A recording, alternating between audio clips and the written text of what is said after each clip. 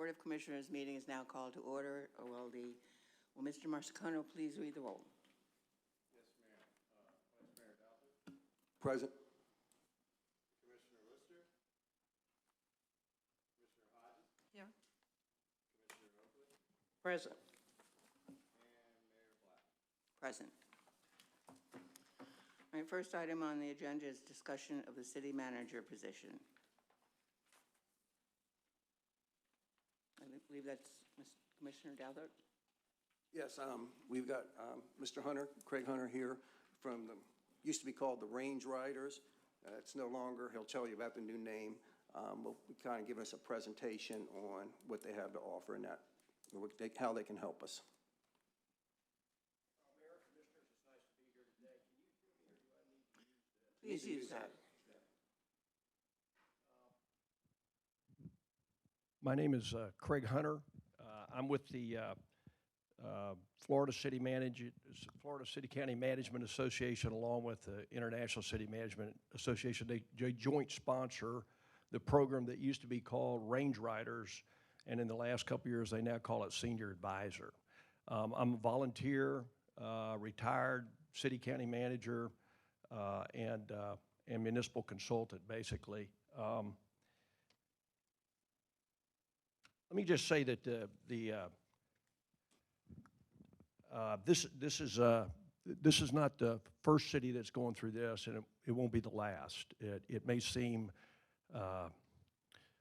sort of tough, the whole situation, but there are plenty of cities that have been through a lot worse than this, and some a little bit better than this. But the inevitability of local government managers changing is a part of the business, and every city county manager that gets into the business generally understands that. So I'm not here to discuss old history. I'm here to try to help you move forward in hiring what I would call a chief executive officer for your corporation, Madeira Beach. So with that, let me just give you a little bit of my background. I was both a city and county manager for about 15 years. Got out of that, went to the private side and consulted with cities and counties for 20 years, the rest of my career, basically 23 years, in mostly municipal finance.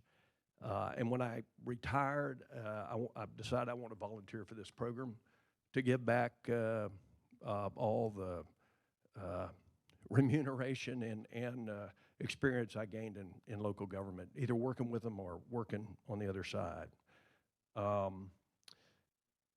This probably would be the most important hire you as a commissioner will make while you're in your time in office. And so, regardless of the history, I think everybody needs to be on board to work as a team to hire the best person, the majority of the commission, or hopefully the whole commission feels can do the job for the city of Madeira Beach. With that, I took the liberty of putting a sort of just a brief one-pager on your dais up there somewhere. It should read presentation on city manager selection options. If you can't find it, I've got a couple extra copies that the clerk made for me.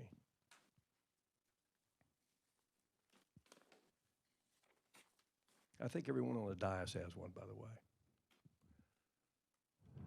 So if you've Lots of papers to go through. okay. No, not this one. Let me see if I've got one here.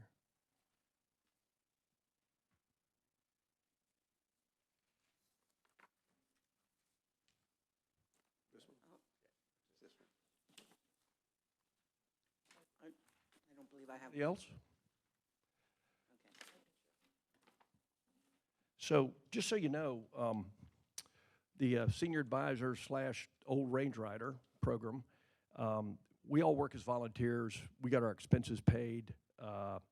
And so when I present this today, you know, we would love to do this for you. We do it in other cities, but there are other options other than using us. I just wanted to tell you that. I'm not here to press you to hire us, although I think we do you a good job.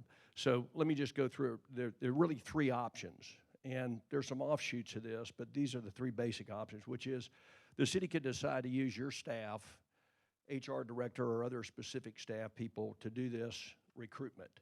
And I call that the in-house option. Or you could use the in-house option with a senior advisor. And then thirdly, you could hire what we call a headhunter firm or a professional recruitment firm. Cities have used any and all those options in their hiring of a city manager or a county manager. The in-house option, generally what happens in a preliminary review, depending on the number of applications you get, is that the person doing the selection or the preliminary review, which would be the three options I just named, depending on what the commission decided, they would pick 8 to 10 candidates. Those candidates would be presented to the, and by the way, that selection process would involve, in the case of the senior advisors anyway, we would use 2 other senior advisors other than myself. So we have a committee selection process. We rank, after doing sort of a ranking process, we would then decide among ourselves which were the top 8 to 10 candidates. Those would be forwarded to the city commission. There's a lot of details in between I'm going to leave out today, but I'll be glad to go into it if you want to. We would then narrow that process to whatever number of candidates the city commission wanted to see. I've listed 4 or 5 candidates. It just depends on the situation and how many qualified people you have. We work upon your direction, basically, so if you want to see 6 or 7 candidates, that's perfectly okay.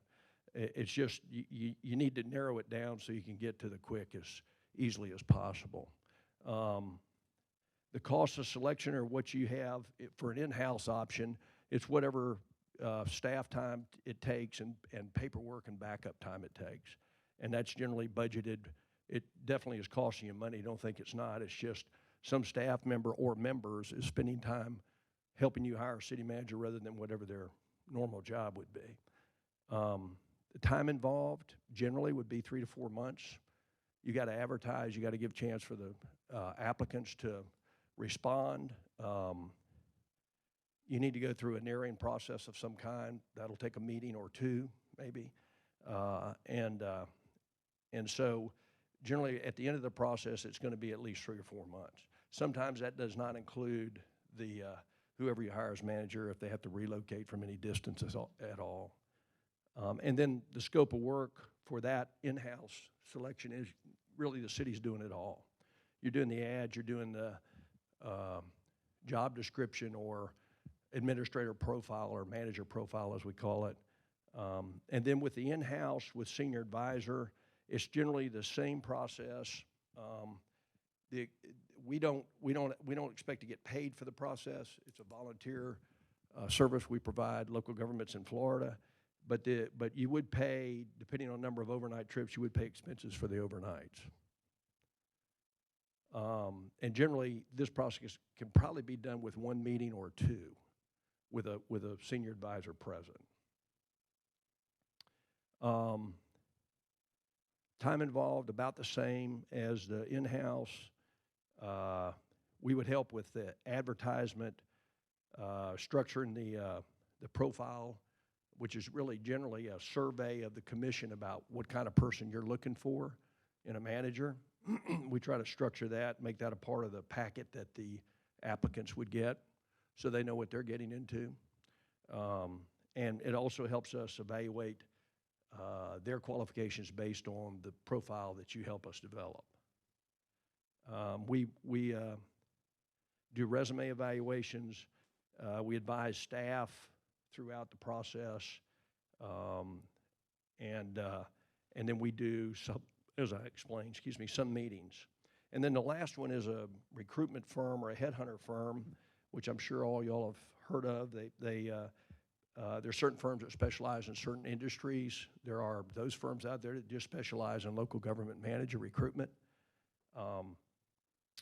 And they generally will do the same narrowing process. I put 10 candidates here because when the length of time gets a little longer, you'll find some managers will drop out either because they're competing for another job elsewhere or they've changed their minds. There are a lot of different things that happen. So you want to make sure at the end of the process, you've got 4 or 5 people you can choose from, maybe 3 at the least, because I think it's going to give you more comfort in the interviews and that kind of thing. The cost of that professional headhunter recruitment is somewhere between $15,000 and $25,000 plus expenses. And that would just depend. You'd either go out for an RFP or you'd pick a firm, and then you'd negotiate the contract, and it depends on how busy they are and how competitive they want to be, really. And that could take 4 or 5 months because you then have to, included the hiring of a professional firm to do the selection process, and that's going to take a little bit of time. You've got to do an RFP. You got to decide who you're going to select to actually recruit the manager. And that's all done with staff support also.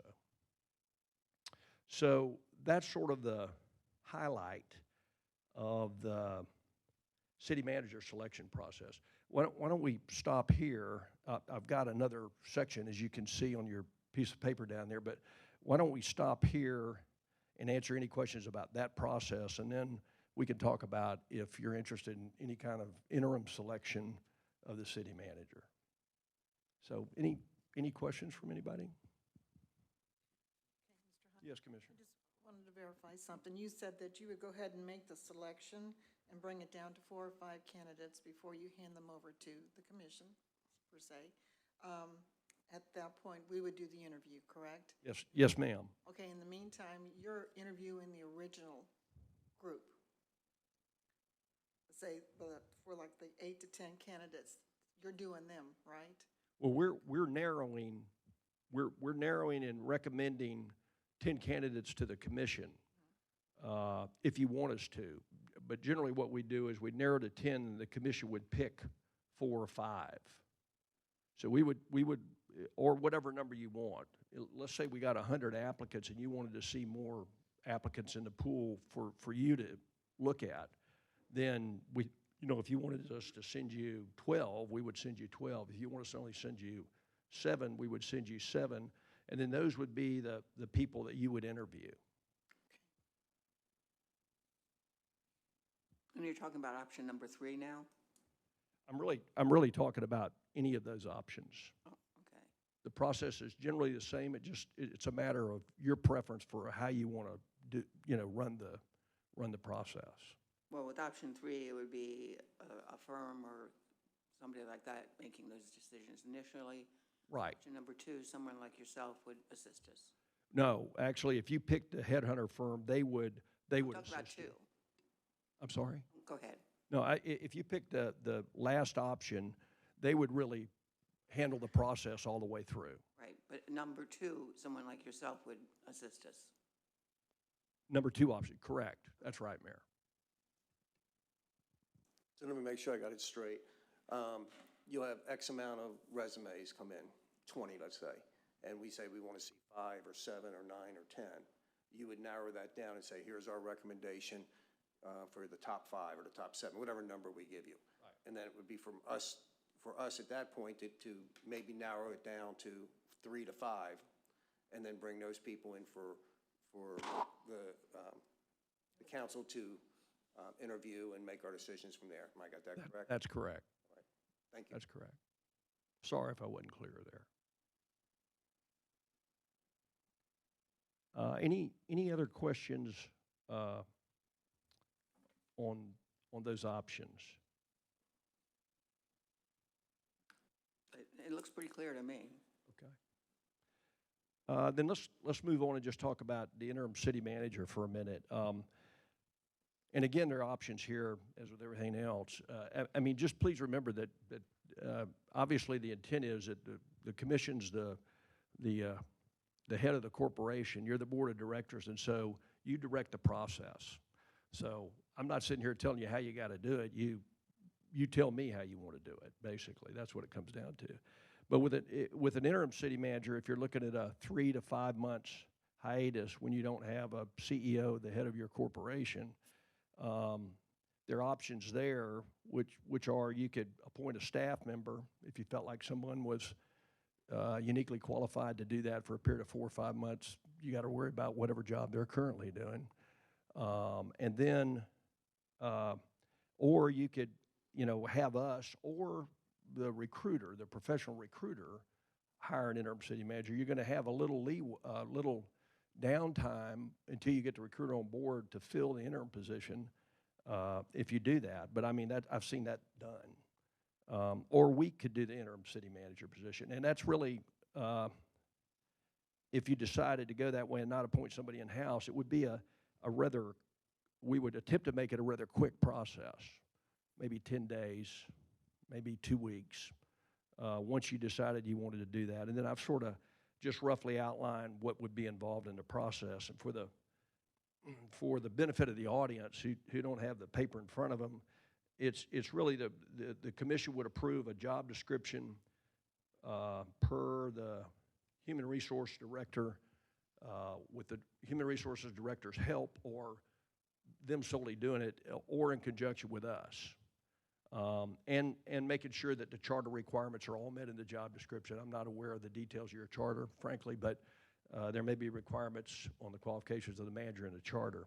Then the commission approves a salary range for the interim manager, which any interim manager that's going to do this will want to have an idea before they apply what the salary range might be. And generally, we would then approve the commission would have to approve the advertisement that includes the job description and the salary range and any other requirements you might have for an interim manager. And then we do a blast email to retired managers that we're aware of in the state that are on a list, or managers that are in between jobs that are looking for interim employment. And we give a 5 to 10 day turnaround on that. The ad probably should require a cover letter so we can make sure they can read and write, a resume, and then a city employment application just to comply with all the laws of the state. Most employment applications do. That's just sort of cross the T's and dotting the I's. And then a hard date for the deadline for the application. And then that would be sent to the HR director or the appropriate staff member that you designated before the deadline. And then we would review and recommend no more than 3 finalists to interview with the commission.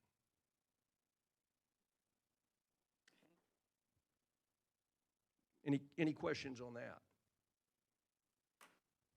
Mr. Hunter, on the interim city manager, can we base it on a 40-hour work week, so to say full-time or part-time, or how does?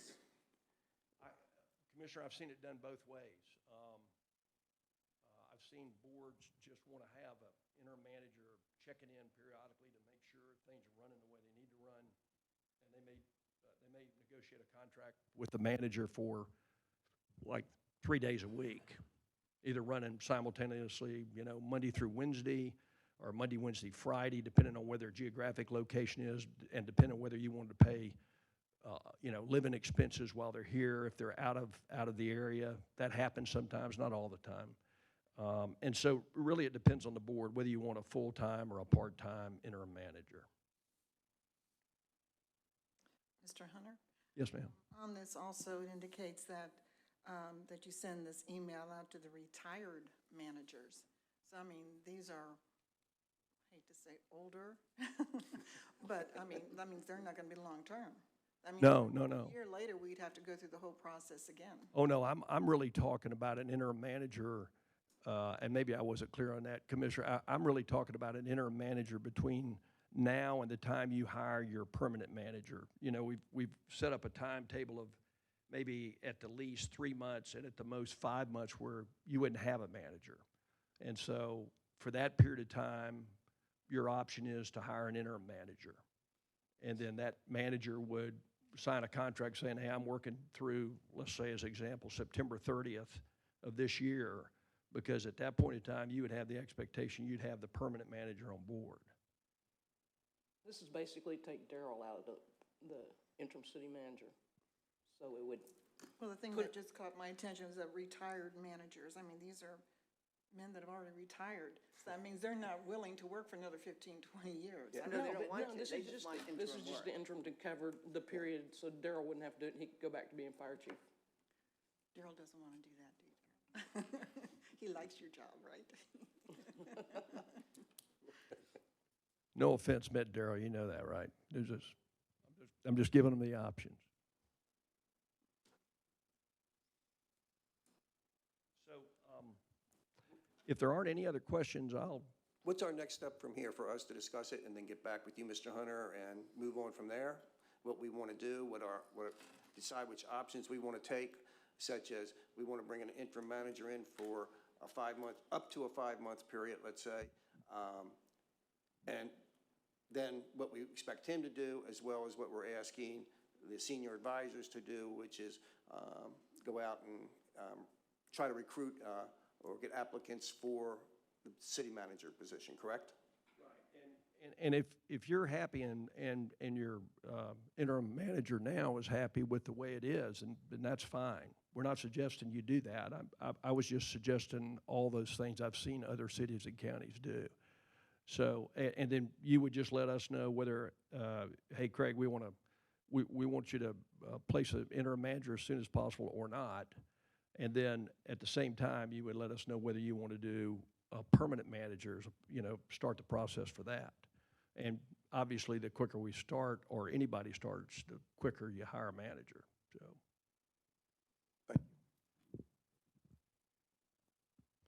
Mayor, Commissioners, thank you very much. And if you have questions, I'll leave a card with the clerk, and feel free to call, but I'll just wait to hear from you. Thank you very much. Thank you. Thanks a lot.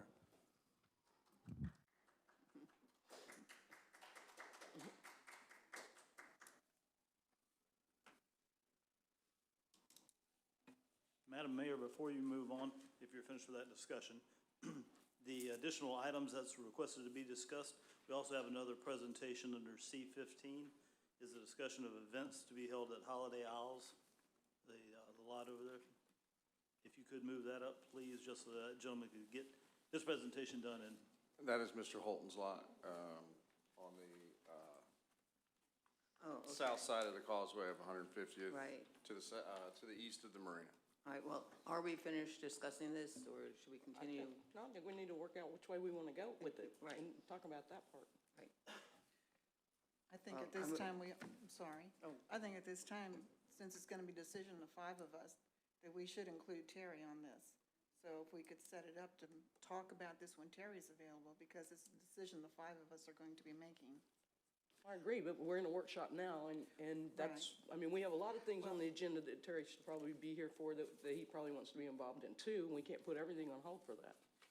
I suggest that we go ahead with the discussion and then see where that takes us. Like, if we all agree on the same thing, then it doesn't really matter whether Terry's here.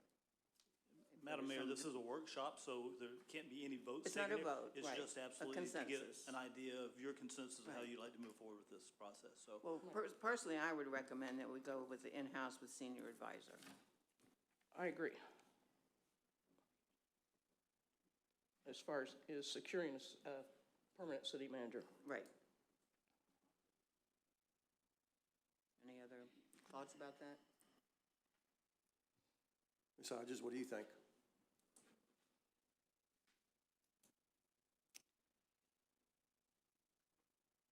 I'm not really sure, to be honest with you. It just seems like we're just going from doing a lateral move without any substance. If you know what I'm understanding when I say that. I mean, we're just shifting it. What are we accomplishing other than freeing up the fire chief? No, but this has this nothing is to for, do with this is interim. for the permanent city manager. It's one of which, these 3 items. Mr. Hunter's group is going to help the city do all the steps to get candidates and get it down to the 4 or 5 or however many we decide to interview for a permanent city It's manager. 2 separate decisions here. It's the city manager decision and the interim city manager. Right now, we're deciding how to go forward to hire a new city manager. And there's 3 different options there. Okay, I'll go with the in-house. Pardon me? I'll do the in-house. In-house, okay. Pardon me? I don't know, do we have public comment in This the is, it's a workshop? workshop meeting, so it's just discussion. There's no public comment at this time. That's what I thought. So we're pretty much have a consensus on that then, right? Pretty much, yeah. All right, then we can go forward into C15. Wait, Oh, interim. oh, What are we gonna do? interim. I think that's a discussion we have to have with Chief O'Neill, or interim city manager O'Neill. Just acting city manager, Madam Mayor. You know what, I'm really appreciating the opportunity that I've been given here to act as the city manager for the city. Lieutenant Todd Ermsher is assuming my role as the fire chief for the city fire department, and he's doing an outstanding job. He's staying on shift, there's no salary change for him. You know, like I said earlier, my undergraduate degree is in business administration, my master's degree is in public administration. I've been in city and county government for 30-something years, so I'm appreciating the opportunity to flex some of those skills and education that I got back in the day to look into the area of city management. So I think it's an interesting opportunity for me, and I appreciate being put in this position. If you leave me in this position, I will be more than happy to continue. If you decide to have an interim city manager come in from somewhere else, I'll be happy to be your fire chief again. So the choice is yours. Thank you very much. I appreciate it that you feel that way about it, and I really enjoy you being in there. Ditto. I enjoy being in this position, and you know what, I do this strictly for my love of the city of Madera Beach. I'm not getting compensated for this. I guarantee I'm getting gray hairs from it. But overall, the process has been a very enjoyable process. The city employees have been very cooperative and very supportive through this time period. And the day after Mr. Crawford was suspended, you know, there was a lot of upset city employees, and we got those city employees together, and we made sure that the city was going to function properly, and it has functioned just fine. And I'm proud to say that I've been part of that process, and again, I've enjoyed filling this role, so if you decide that you want to leave me in this position until you advertise and select a different city manager, that would be just fine. Thank you. Well, I think if you're willing to do that, that would be the less disruption for the city, and I applaud you as well for being willing to do that. Thank you, Mayor. Thank you. Any other comments? I think it's great.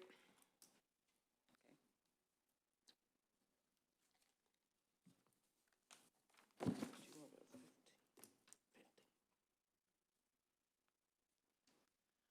All right, next we have the discussion of the city clerk position.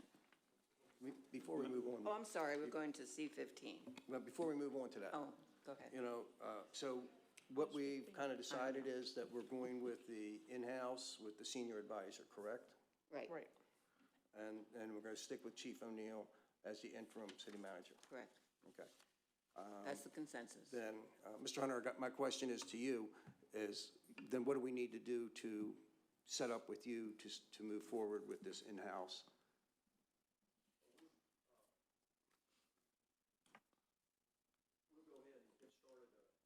Get started on the documentation that we're going to need from you. I think you made a great decision, by the way, in both cases. And then we just need a motion of the board and a formal meeting, you know, however that happens, you know, so next week or something. In anticipation of that happening, we'll go ahead and move forward, and I'll coordinate with the interim city manager. If that's okay. Perfect. Can we add that to special meeting today? No. No, it's not been noticed, so no. Okay. Okay. Okay, so now we're going on to C15, events. I don't believe I have any documentation on that. It is on the dialogue, Oh. and it is the event application for Mr. Doug, why don't you come up and Doug will kind of walk you through.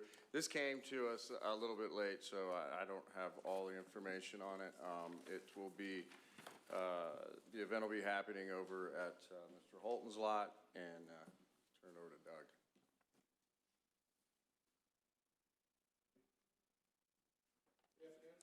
Can you hear me? Okay, good.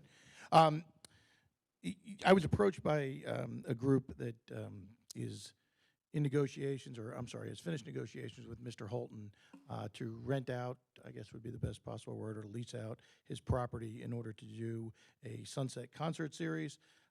We discussed a bunch of different things. I wanted them to present to you guys because I think after our department head meeting here today, I wouldn't say confused. I don't think we have anything on the books that kind of eliminates them from doing an event on a private property with a commercial license that's commercially zoned. So I figured I'd let these guys come up, present to you. I apologize for not being on the docket. It got to me late Friday, but they have all the proper documentation in here. I'll introduce Kevin McGarry to come on up and chat about it, and I think he's got a couple more people with him, but I'll let them present to you guys, and it's a kind of a really good workshop opportunity because we can talk back and forth on it, all right? Thanks. I have a question. Sure. What's the cost of the city? On private property? Yeah, but is it, request for city sanitation support? Yeah, I mean, it's going to be regular Trash? sanitation pickup, yeah. So, is it just trash? Yeah, that's why I got this on Friday afternoon. We haven't even gone through it as far as that's concerned. As far as sanitation goes, that'd be something that we would bill them after the fact with the tipping fees, what have you. I just don't want to cost residents anything. No, ma'am. Okay. Yep. Yes, come on up. Permit fee.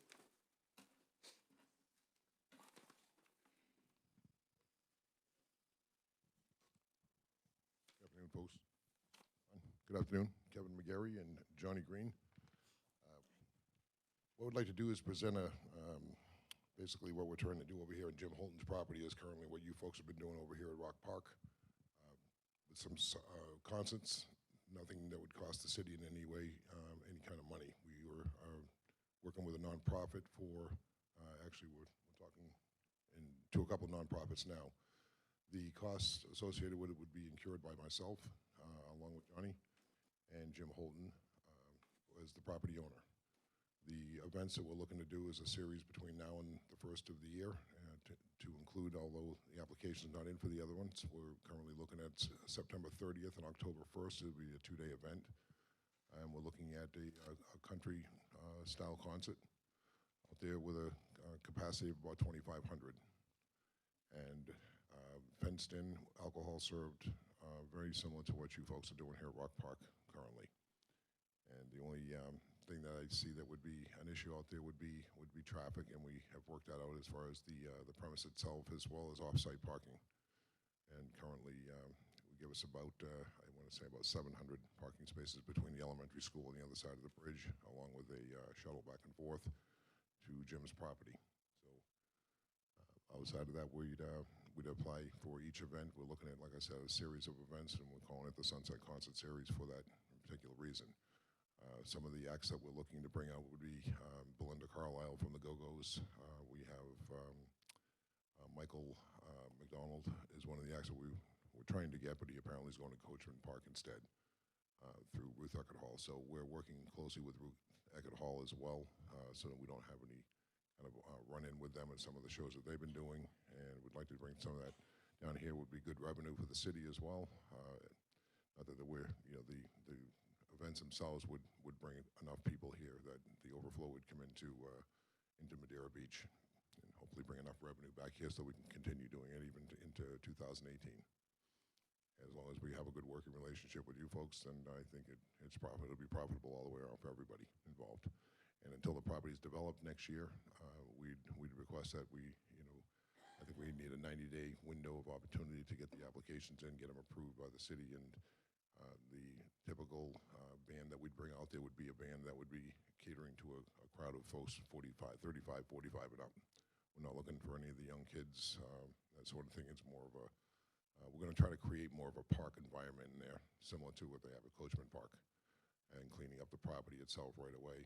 We're going in now and trying to get the asphalt excuse me, the asphalt, the curbs and things removed out of there so that we can put some grass in, clean up. It'll be a fenced-in area. There's, the MTs will be hired for the events, as well as the Pinellas County Sheriff's Office to work them, as well as anything that we need to do for the city to be in compliance. So, Johnny's been doing this for about 40 years. I guess you're all familiar with who he is. He's done a number of events here with Rock Park. He's associated with bringing some of the music to you folks. So he's been a production guy, so I'm keeping him on board with me. Keep him employed as well. So, all right. So, Johnny, you want to say anything here? Thank you. Yes, we've approached Bill Carnes about cooperating with Rock Park so that they would participate in the revenue with parking and any license they might bring aboard, or the opportunity to co-promote concerts at their discretion. I've also approached Bobby Rossi at Ruth Eckerd Hall, who books Coachman Park, Ruth Eckerd, and the Capitol Theater, and I've worked with Bobby for decades. And rather than, we'd like to actually have Ruth Eckerd book these shows for us and pay them a commission. They're also a nonprofit, so they would get 10% for anything they booked. It would also eliminate any conflicts with what they might want to put in Coachman Park or Ruth Eckerd Hall. Traditionally, take Michael McDonald, who he mentioned was the lead singer with the Doobie Brothers. If you bring an act into a market, you don't want to bring them back till a year later, but you don't want somebody else, if you already invested your time and money in that, to take that act away. So if we were going after Michael McDonald and it upset Bobby Rossi, which justifiably it may, it'd be much easier to cooperate with them and work with them, and the quality of the culture that they bring into the Clearwater area would then be extended to Madeira Beach as well. And I did work with the city from the very beginning with Rock Park, helping designing the stage, working with Doug, being a liaison to the promoters who would come in, and we never really presented our own shows there except for some of the really good local things that we've done. But to be a liaison between the city and make sure the promoter kind of cooperated and not embarrassing the city or doing something silly that would cause, a bad reflection on the city, because people will look at the city, especially in a public park. Well, this is a private situation. But anyway, I've enjoyed working with them. I think Rock Park is a jewel to the community and like to continue to work and help contribute to their endeavors. So I've just been hired to come along as a consultant again and work with them on production full-time if they move forward and do an event. And I produced all Taste of Pinellas 28 years for All Children's Hospital in Vinoy Park downtown, all the offshore boat races, which we did for Park, and a private concert promoter for 25 years doing the Rolling Stones and Pink Floyd and all the big acts, the Eagles, Buffett. So we're just trying to continue the culture in Madeira Beach in a more peaceful way. I don't know if you understand that much about sound systems, but there's a thing called backslap. So even a PA, it's right here in this park and it's aimed west, those condos you see right there, the sound hits them and it slaps back off those buildings, okay? So even with a line array system, which you can fine tune, depending on how you aim those speakers, and we have professionals from ESI in Tampa would come out and they actually tune the PA. So the old-fashioned thing where the speakers are stacked, you have no control over them. But where there's like 5 speakers curved in an angle, you can actually fine-tune them like tuning a car, where the sound goes and where it doesn't go. And one thing different about this location is with the stage, I'm not sure the exact directions, but I'm going to say south. No, south. The stage would be south, aimed north. So the sound, and I went over there and looked at it, it doesn't hit any of those condos. It doesn't hit any, it goes straight down the intercoastal. So there's no place for it to slap back off. There's about maybe 50 feet of the bridge where there's a little bit of concrete there, but that's not really enough to cause slapback. And slapback, if the low end hits a condominium and rattles your dishes, that's an annoyance. But then the slapback that comes off, it goes everywhere. So the whole idea would be to fine-tune this PA going down the intercoastal, and water carries sound very well. So people 5 miles away would be able to hear it, but it wouldn't be interrupting conversation. and we would test that out, well in advance. So anyway, I'm just here to help out, so thank you for your time. Thank you. What kind of prices are you thinking about as far as tickets? From 15 to probably the top 30. Use the mic. It might be, it could be a $15 advance, or say something that's a discounted Groupon situation. You don't want to make it too cheap. You want people to have to pay to come, right? Because if you get it's too cheap and free, then you lose control. And also, you want to know the amount of people, so you want to sell tickets, and you have a way to go by the advanced sales, having a really good idea how many people you're going to have on any given day. So an outdoor show, usually the high price would be $30, and you might do a $25 advance, 30 day of the show, which just encourages people to buy ahead of time, which gives you a better idea on your attendance. But I don't see anything going above 30. I mean, at the worst case might be 35 if it was a really exceptional act. But I mean, what you want to do is price it to where it's available to the community and you have a control on it. And it's not real expensive, but it's not free. You are providing security, correct? Yes, Pinellas County Sheriff's as well as private security.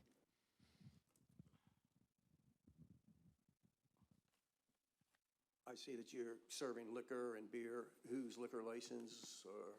We're a charity. We're working with Bill.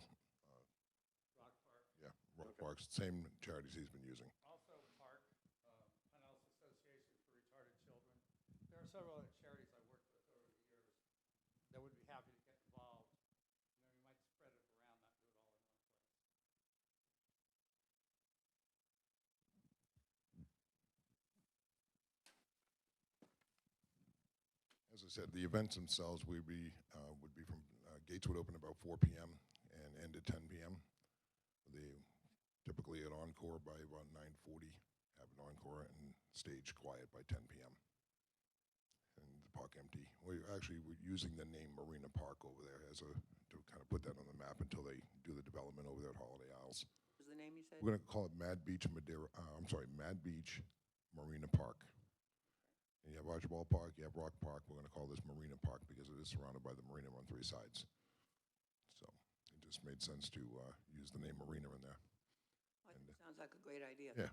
So we just, right now, currently, we're just, the docks are being built, the new ones are being put in currently, and we're going to continue just going forward with cleaning up and getting the place in presentable condition so we can have a good amount of folks come in and leave with hopefully with a good taste in their mouth of Madeira Beach and come back to each show that we have, providing this.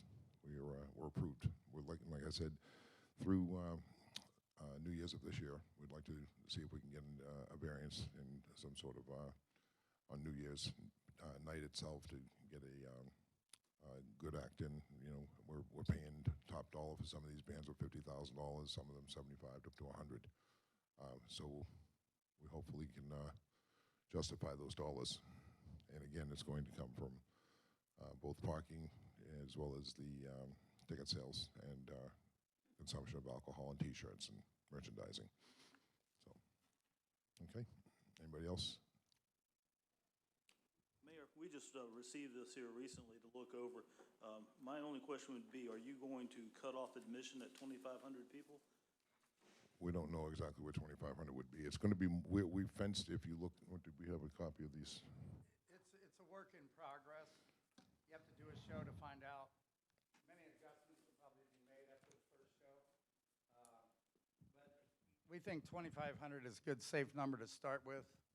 The Sheriff's Department would determine how many police officers, uniformed officers would be on site for any given show. For instance, 2,500, they might want 3. If it was 4,000, they might want 6. So whatever their recommendation is what we would go with, in addition to private security, which you have to have both.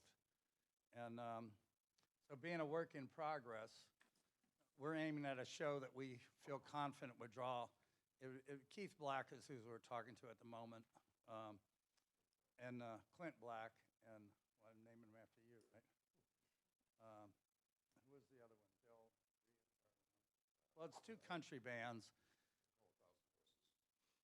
Okay, and 1,000 Horses is a new and up-and-coming band, and we can't judge what they would draw because the last time they were here was a radio station show that had 5 different acts, and they were one of the opening acts. But they're new and up-and-coming. But based on Clint Black's, what he's been selling is around 2,000. So you can't really predict that, but part of selling tickets in advance gives you a good way, like 2 weeks out, you're going to know, okay, we sold 500 tickets or we sold 1,500. So, that's your indicator. And, we would have to keep the city appraised of, how the tickets are going at all times. So, and you would have access to that as well. You wouldn't even have to call us. You could just go online and see. Is there a maximum number of people that would fill up that space? Well, the fire department, probably the fire chief would make that decision. I think the maximum on Rock Park is around 7,000. I know we had over 6,000 for a show in there. Again, it's a work in progress, but I'd say that area is about the same square footage of usable space, and so I'd say it'd be similar. I don't know that we'd ever want to go over 6,000, but I'm saying that the property could handle it. So when I did shows in the old Tampa Stadium, the Sombrero, the football field itself allowed us to add 10,000 seats. So, that's 50 yards by 100 yards, but that's with chairs. So people that come in with blankets and their own folding chairs take up more space, obviously. So, 7,000 is probably a safe high number, but again, the city would be involved in that cap decision. Excuse me. Is this a map of the property itself? Yeah, that's actually a layout of the stage. So over here where it's parking, that's on that same property? And how many people do you think you can park in that spot? Well, 200.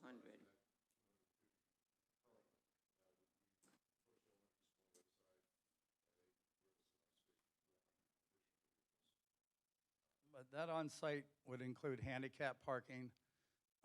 We'd also have emergency vehicle access, with a path going around the whole perimeter, so you could get an ambulance or a fire engine in if need be. And it'd be safely fenced, and we have to delineate the fence lines as we're working on it right now. But right now, it wouldn't be more than 50 yards wide and probably not 100 yards deep. So you would also have some staff parking and maybe VIP parking in the back, where you might have valet parking, which has been very successful here, where they'd come to the library, drop off their cars, and the company parks your car. It gives you a lot more control about who's going where. And you obviously don't want people parking on private property without permission and so forth. My only concern for the parking there is the limited access to that area. Well, that's true. You would have a lot of people coming by boat, and obviously the south side of the street is the safest way for people to come down.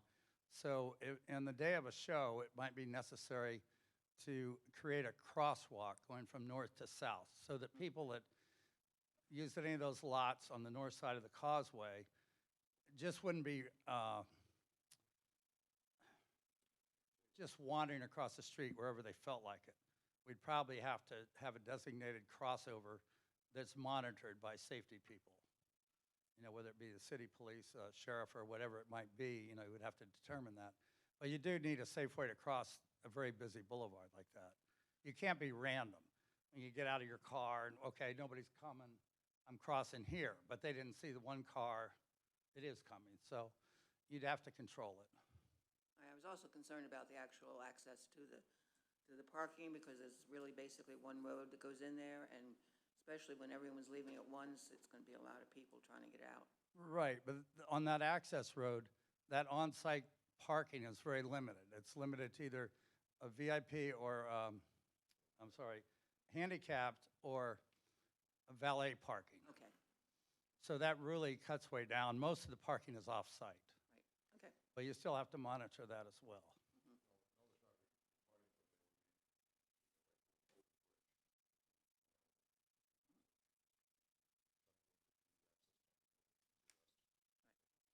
Well, if you exit straight ahead and turn right to go over the bridge towards Bay Pines, if you want to go towards the beach, you have to stay on that access road and go down past the marina, and there's finally a cut across where you can then get in place to make a left turn. And that would probably be the ideal place for the sidewalk, a safe crossing zone.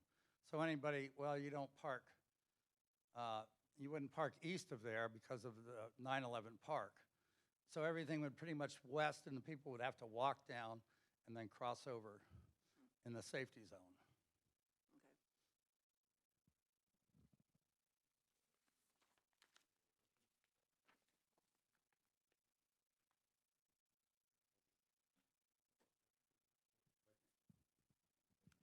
Thank you very much.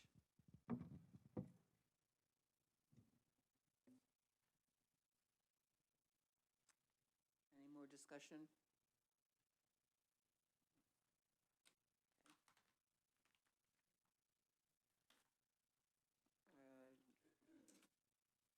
Are we good to go on with number 2 now? I guess we are. All right, next is discussion on the city clerk position.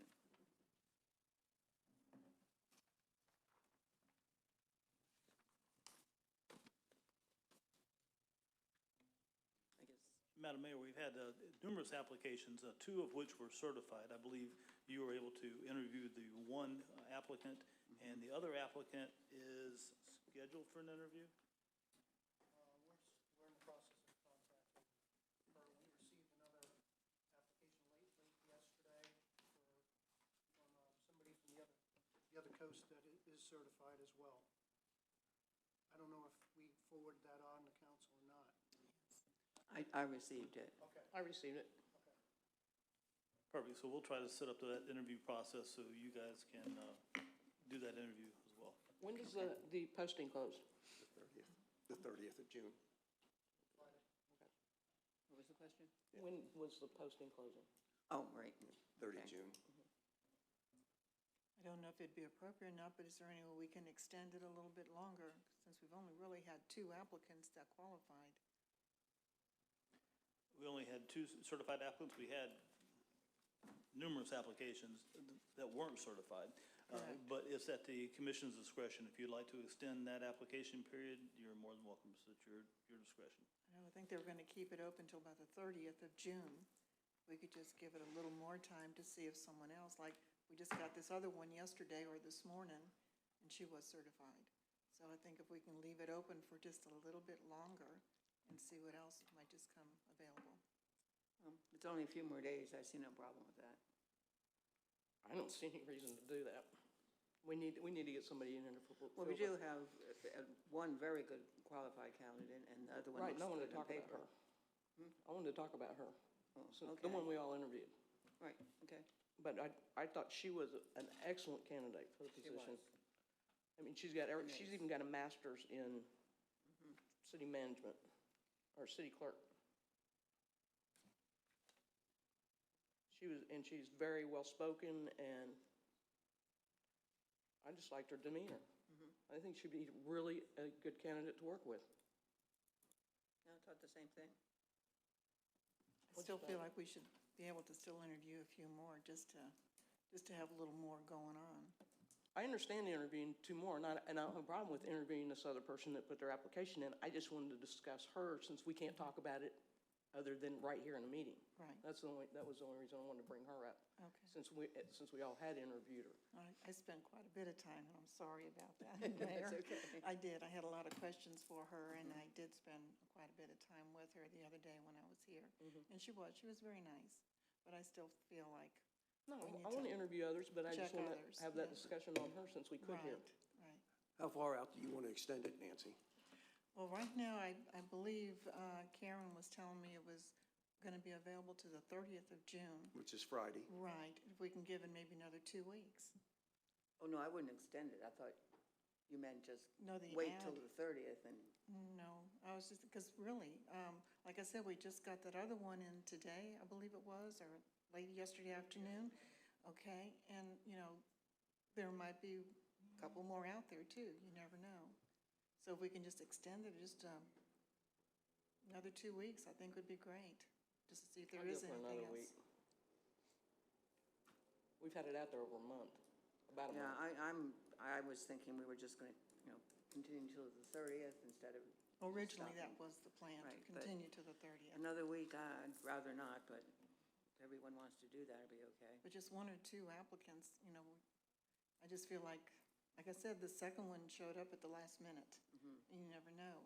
There might be another one out there that might show up too next week. I just hate to see them not make it within the deadline. By just giving them this opportunity just a few more days, 2 weeks. Right. I'd go for 1 week. John, what's your opinion? I think another week would be fine. I think, and I understand what Nancy's saying, but, then at the end of 2 weeks, if we have no more, then do we extend it 2 more weeks? Where do we stop? I guess that's my biggest question, So I think another week would be more than enough to see if we get anything in, and see if, Through the end of next week? I don't know how these applications come in, who's looking at the sites. The only problem with extending it 1 week is that,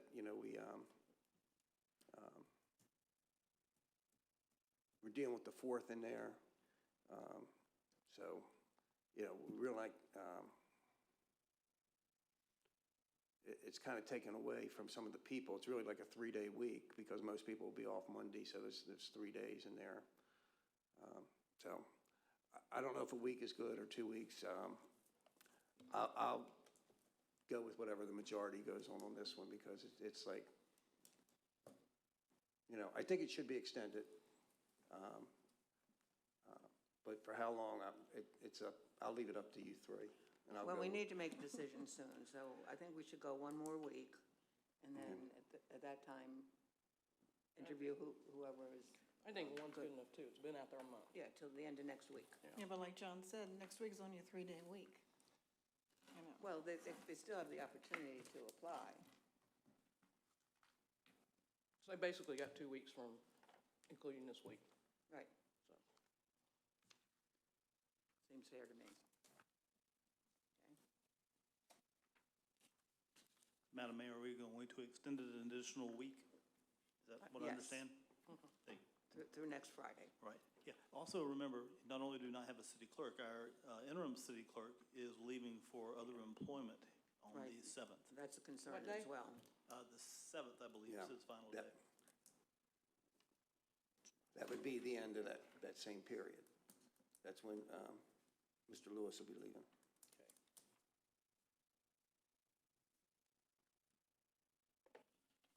All right, next we have discussion of the BOC policy handbook.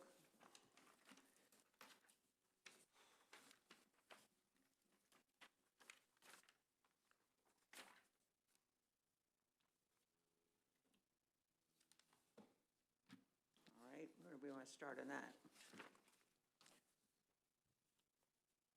I think there needs to be an events section in here about how we're going to do events. So. Oh, that- right. I just didn't see it in the overview. It goes through so much other stuff, but we need to know how we're going to deal with that or have a policy on it. I think on page 4, under the newsletters, it has the wave in there. I think we should leave the wave out. I do too, because Yeah, I wanted to, their contract's up in October. October, and I wanted to put that out for bid Okay, in so- October. So in August or September, we need to get that on the agenda to put that out for a bid. So, so do we need to put a RFP together for those services Right. to be ready? Mm-hmm. Would that be So an RFQ? Yes. So it'd be like in August or September, probably August, so we can get it out there and then Right. make a decision in September and then or in October, and then the contract runs out and do Okay, whatever we well, do. then we'll have that ready for you then. Okay, great.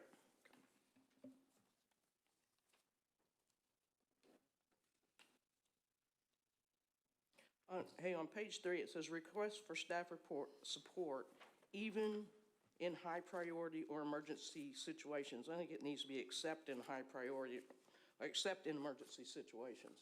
Because there's sometimes it might be an emergency. What do you think? I agree, because I have that same area highlighted. I just didn't know how I wanted to ask, to go after it.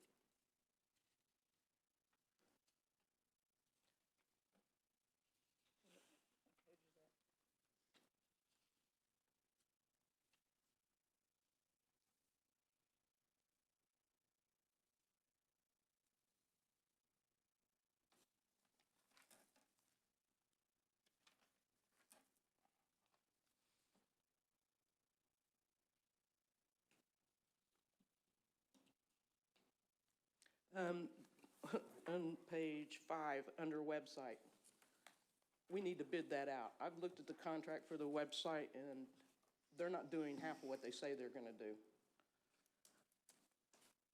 And also, the sound is still bad. I get complaints all the time from the sound not being able to be heard on the computers. People have to take their iPad and hold it up to their ear. So I don't know how that can be fixed, but we need to bid out our whole web service thing, and we need to tie in all the departments that have websites, and Marina included, everybody that when you go to it, it looks like a city website, that they all have the same look to them with all that. Yes, Madam Mayor, Commissioners. Actually, the website's included in our IT package. We're in the process of reviewing that contract. I believe when that contract was signed about 3 years ago, we signed up for a 10-year contract. So we are looking into that as we speak. I know, but they're not doing what they say they're going to do. So it can get out of that. We need to look at our way out of that contract if that's what the commission directs. Right. Absolutely. Okay. We'll get that information for you. All right, let me know what happens with it, please. Yes, ma'am. Thank you.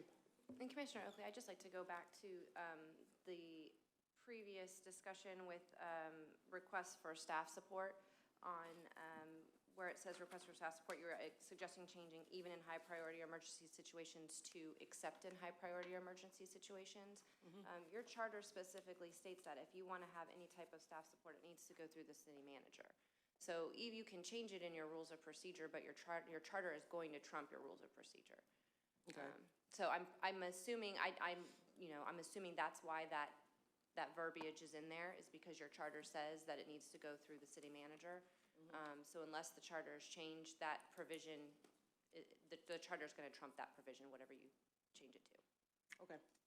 But Nancy, were you asking to change the high priority and emergency situation? You weren't asking to have it not go through the city manager, were you? No, I was just asking to say except in emergency situations. Yeah. So I think she was just asking to change in that one area it says high priority emergency.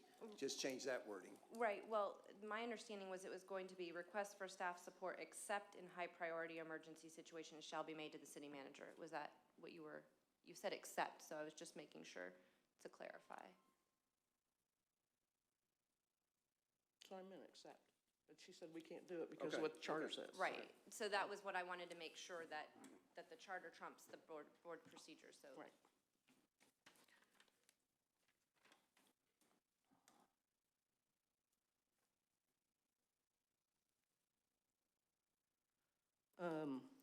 This is just a question I have for whoever might know, but on the government access channel, is that on demand as well? Does anybody know?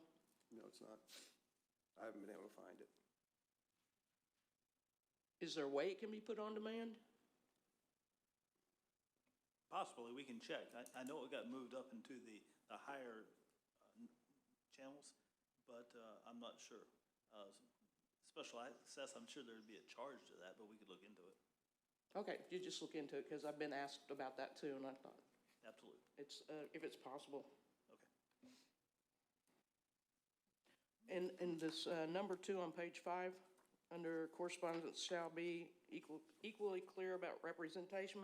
There's a whole section on that, but there's a whole section in the first part that talks about correspondence. So I just thought we could just move that over there and get it all in one spot. Because it talks about correspondence in a couple places throughout the whole document. And why not get them all in one place? And I can say, I think the reason that those are separated out is due to the headings that you have on there. So you could probably change it to just have one correspondence with anyone's section and then break out the individual, conduct with the public, conduct with other commissioners, conduct with staff. I think that the reason that there's a correspondence section underneath each of these is that instead of doing correspondence and then have individual headings, they did individual headings and then put a correspondence section under each. So I think it can be done either way.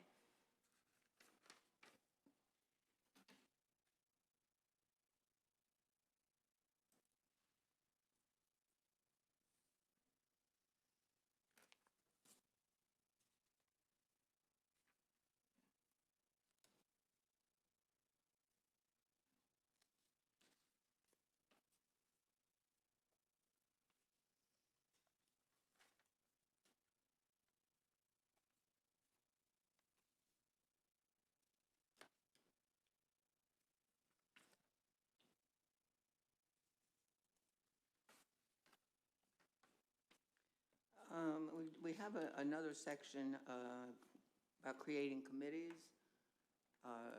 Should we have a committee to review this rather than just our discussion?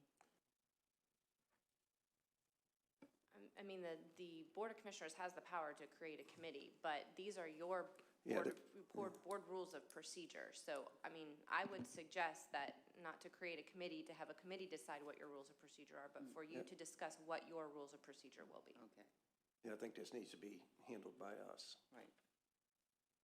Okay.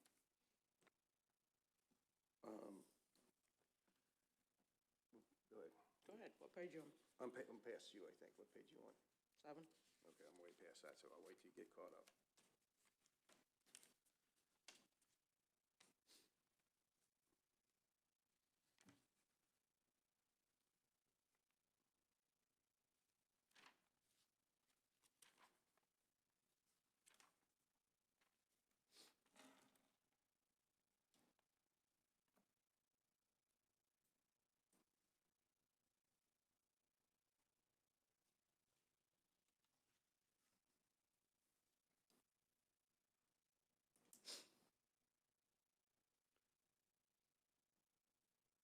Anything else?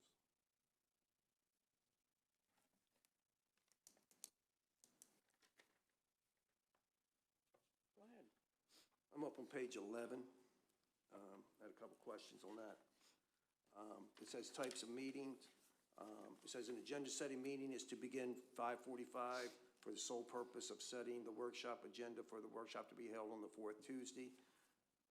So do we want to have a meeting at 15 minutes before our regular meeting each time to do an agenda workshop? Or how do we want to do we want to keep it at that? Well, apparently in the past, that's been enough time, but my experience with us, it's taken us longer than 15 minutes. Okay. And as long as we're having a meeting, we might as well have one ahead of time, Okay, so you just want to leave it at 5:45 then on that? maybe 5:30. Okay. Well, I don't even like it happening before the regular meeting. Yeah. Because I'm gearing up for the regular meeting. I don't And want to think about what's going to happen 2 weeks from now. Yeah, and that's kind of my concern. I You mean, know, it's, Well, I or know do where we you're have it coming from. after the regular meeting for 15 minutes? 'Cause we can then take that out. I think we should just take it out altogether. And if we decide we need an agenda-setting meeting, call a Just set meeting one. for it, yeah. Yeah. And the workshops at 2 o'clock, we have heard people that are not thrilled with that. We might want to change that. But that's in the charter now, so you can't do it till you change the charter. Oh, that's right. It's in the charter that way? Yes. I thought I read it in the charter. Charter Review Committee. That's it, that's one of our committees we'll be talking about. And down at the bottom, under point of order, I think we really need to let the audience know that the point of order can only come from up here and not from down there, because we've had that many times.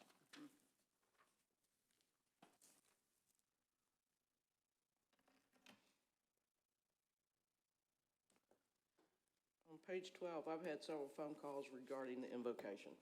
Do we want to leave Yes. that in? Have you? Have you got any calls on it? Just one. I had a few. I've had one. I have none. But I would suggest that we do take that out because this is a public meeting and everyone doesn't have the same beliefs.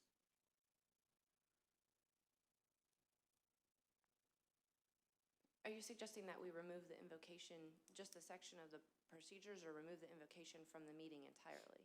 From the meeting entirely. I would suggest to you that you certainly can do that. However, it's not necessary. I mean, you can keep the invocation in, and it can, I would say in the majority of the cities that we represent, that members of the public or ministers from different churches of different faiths do the invocation. It's not always a member of the commission or anything like that. That way it gets the community involved. You're able to do that if you're concerned with not everybody has the same faith or same religion. So that may be an option, but it is also the option of the board if you'd like to remove the invocation. So just as another aside. You know, I got the call also, but and I've thought a lot about it since I have the call.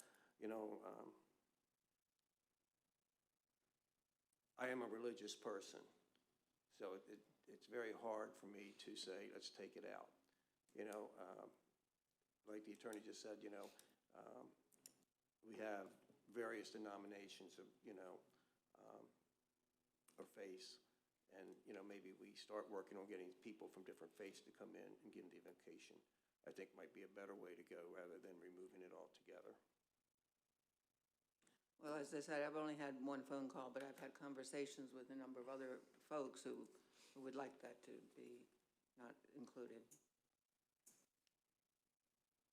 Why don't we just go for a moment of silence, and then you can do whatever you want to do. That works for me. Work for you? No. Oh, he's not there. He's not being silent. How about you, Nancy? I think we should leave it in. We've always had it in. No, it hadn't always been in. It has been for I the remember last when it came in. 6 years. It has not always been in. I know for the It last 6 started years. out that the mayor at the time wanted it to rotate between all the commissioners. And we didn't want to do it. Well, I didn't want to do it. I can't speak for whoever was on the board at the time. But that's how Terry ended up with it. But it hadn't always been a practice. I'd say probably in the past 10 years it became that, but.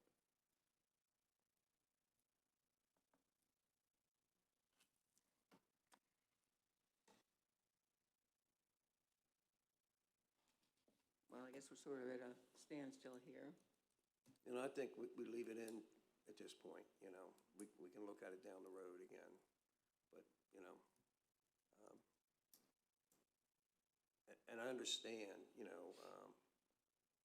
it's like, let me give a bad example. It's like the football player that wouldn't stand up for the national anthem. I totally disagree with that, being military for 30 years. But I believe in his right to do that, And it's the same way here. If we have an invocation and someone does not want to stand up or be part of it, I understand, I respect their right for that. But then I also have to respect the rights of the people who would like and do get involved in it. So that's kind of where I come from. I guess I come from the point of this is not a religious meeting, so there should not be any religion involved in the meeting. But having said that, even though Terry's not here, I'm going to kind of take his views into what I believe his views would be, and it looks like the consensus would be to keep it in. Mm-hmm. Okay.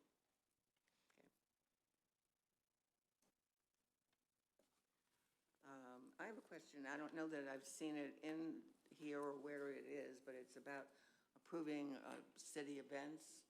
And I believe it was sometime in December of last year, maybe, that it changed from being the commission approves events to the city manager approved events. I'm not sure how that happened or where we go to fix that, if that is in this handbook or someplace else.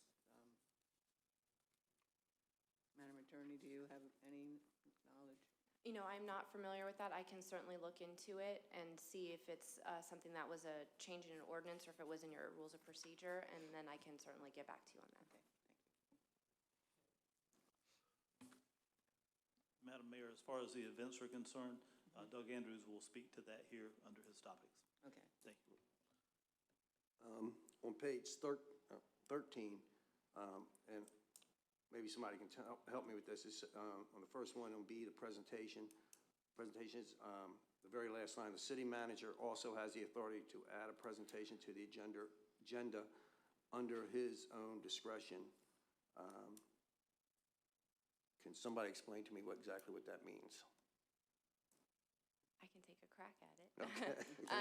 It would just mean that the city manager has at his discretion, if he wants to put a presentation on your agenda, say somebody from, you know, the Pinellas County Planning Council or something contacted him and wanted to make a presentation, at his discretion, he can put that presentation on the agenda Okay, thank you.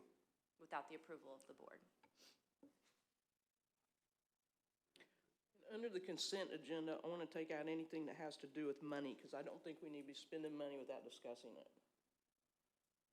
Like, you know, and put the purchasing of a truck on the consent agenda, or moving money around, or anything like that, because you don't discuss consent agenda items at all. And I just think we need to discuss when we are spending the city's money. I agree. Yeah, I agree as well.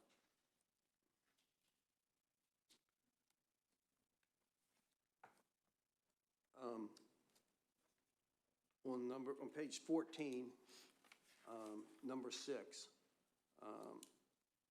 it says citizens' input may be heard once a motion is made, but the commission on items of contracts, agreements, and shall be limited to 3 minutes.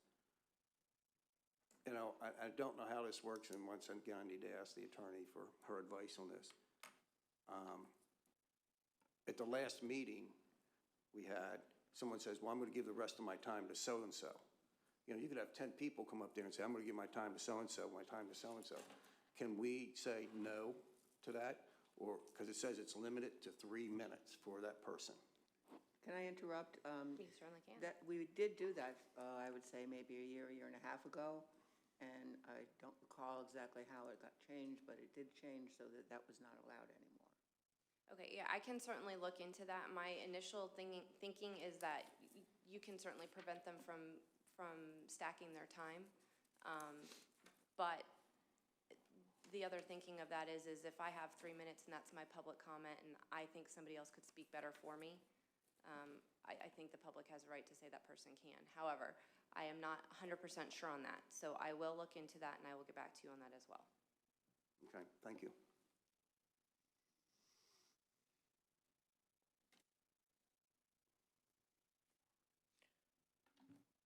Where the notices are posted, I think we need to go back to, it needs to be What page posted. you on? I'm on the same page, 14. Okay, No, it's under agenda preparation. Okay. Number 2.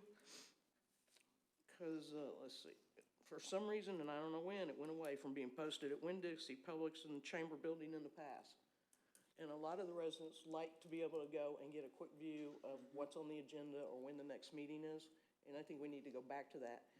And it'll serve two things here is those boxes are not kept up and they look trashy most of the time. And that would keep that from happening, plus the public would be made aware of what's going on. You know, when Publix went ahead and built their new store, they don't have any place there to post anything now. They used to have that glass case on the outside. Yeah, they took it away. There's nothing there. Well, Winn-Dixie's got one and we have one down in the pass. So at least we're making an effort to try those 2 locations. Do they have a bulletin board I inside? know they've got a cork board on the inside, but they usually put stuff on there regarding the store itself, you know, Right. inside. I don't know if they would allow us to put something on that or not. They may, since it involves the city. Well, we can always find out. Right. Because I know they used to do it before when the old store was there. They had Yeah, that it was- glass box Yeah, outside. it has right there on the outside. I'm at the end.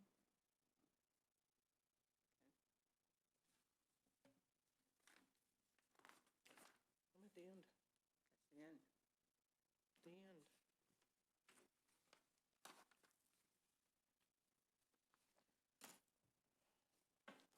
Any more comments about the handbook? Okay.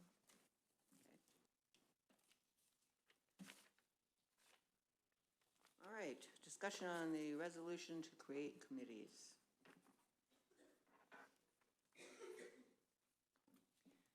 Madam Mayor, I was asked to create 4 resolutions for 4 separate committees for the city. One of them was a charter review committee, one of them was a bid review committee, a budget review committee, and a renewable energy committee. I believe those have been distributed to you. There were some grammatical changes and some Scrivener's errors in both the renewable energy resolution and the bid review committee resolution. Those have been corrected, and you have updated copies that were passed out prior to the meeting. And I can certainly answer any questions that you have.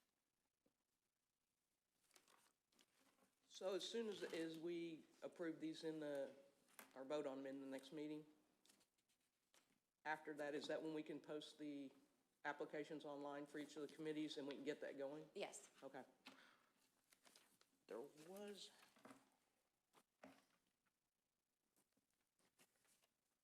On the renewable energy one, I guess what I did not understand, it says 3 regular members of the committee shall be members of the recreation staff.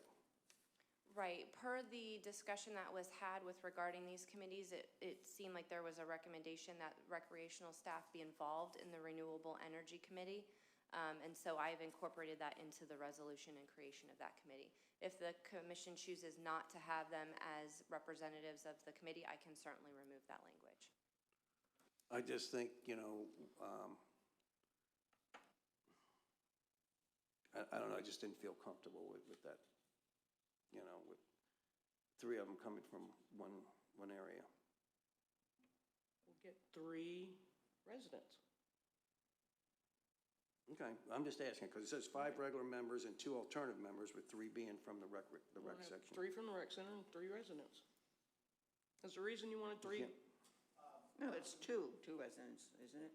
It's an odd- 2 it's an now, odd but I'm number. saying make it 3. I I'm see. just wondering why you wanted 3 from the rec center. I think 1 or 2, but. No, the idea was honestly to keep it as a more informal committee. I didn't want to, and Chief, we were going to bring that up before this even started. I'd like to actually remove that as an actual committee and just make it is ad hoc the right word? Or okay, just a more informal committee than that. It's more just a collection of ideas than anything really being put into writing and being put into, just kind of moving forward with it. So you just, ad hoc's pretty much under the same. Is that how it goes? Yeah, I'm Go on. that's why I looked at Chief before I said it. I don't exactly know what that means, so. It was more of a collection of ideas. I didn't want to make it a formalized committee. I don't think we're there yet as far as in order to do that, we need some cash in order to build the kind of things that we're talking about, so. It's up to you guys. I mean, we'll certainly chair the committee. The reason it all started in the first place was I have three people down at the rec center that are probably as involved and as educated in it as anybody you're going to find in the city. That's really where it got hatched from. So that was the idea behind it. So do you want it or you don't know? I don't want it. You just want to do it as. No, we wanted residents on it. I don't want to make it an official committee. I mean, I'll be happy to do it since it's this far along, but I'd prefer it to be a little bit more informal. Okay. All right, thanks. So we'll take that one out.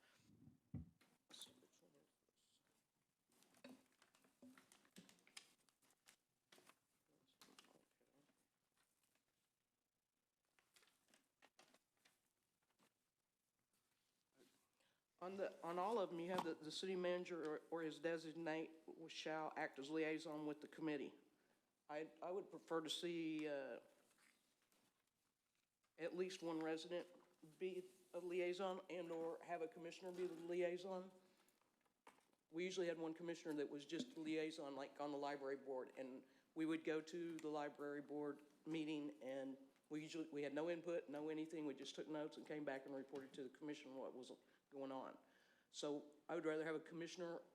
I think the reason for the liaison, I know that the reason for the liaison paragraph, when I say that they act as a liaison, I mean that they're acting as obviously a go-between, not necessarily reporting back to the commission, A commissioner can certainly sit there and listen to what the committee is saying at their meetings and whatnot and report back to the commission. It was more of a, if the committee needs something, they go to the city manager and say, this is what we're requesting. The city manager can then come to the commission if it's necessary, or if it's an administrative staff level request, the city manager can make that decision. That they're the liaison between the committee and the commission as far as requests, things that need to be done, things that need to be moved forward. Whereas a commissioner can certainly go to the committee meetings and report back. This would be more of a, these are the things that we need to do this, or these are the things that we don't, that we would Okay, request. then that needs to be made clearer. Because to me, the way it's stated is shall act as liaison means the city manager's gonna be the one that comes back and reports to the commission what actually happened in the meeting. Okay. That's the way I'm taking it. I can certainly remove, I believe that that's kind of more delineated in the sentence before it, so what I can go ahead and do is just remove that last sentence from all of the resolutions, so that it doesn't say that the city manager is the liaison.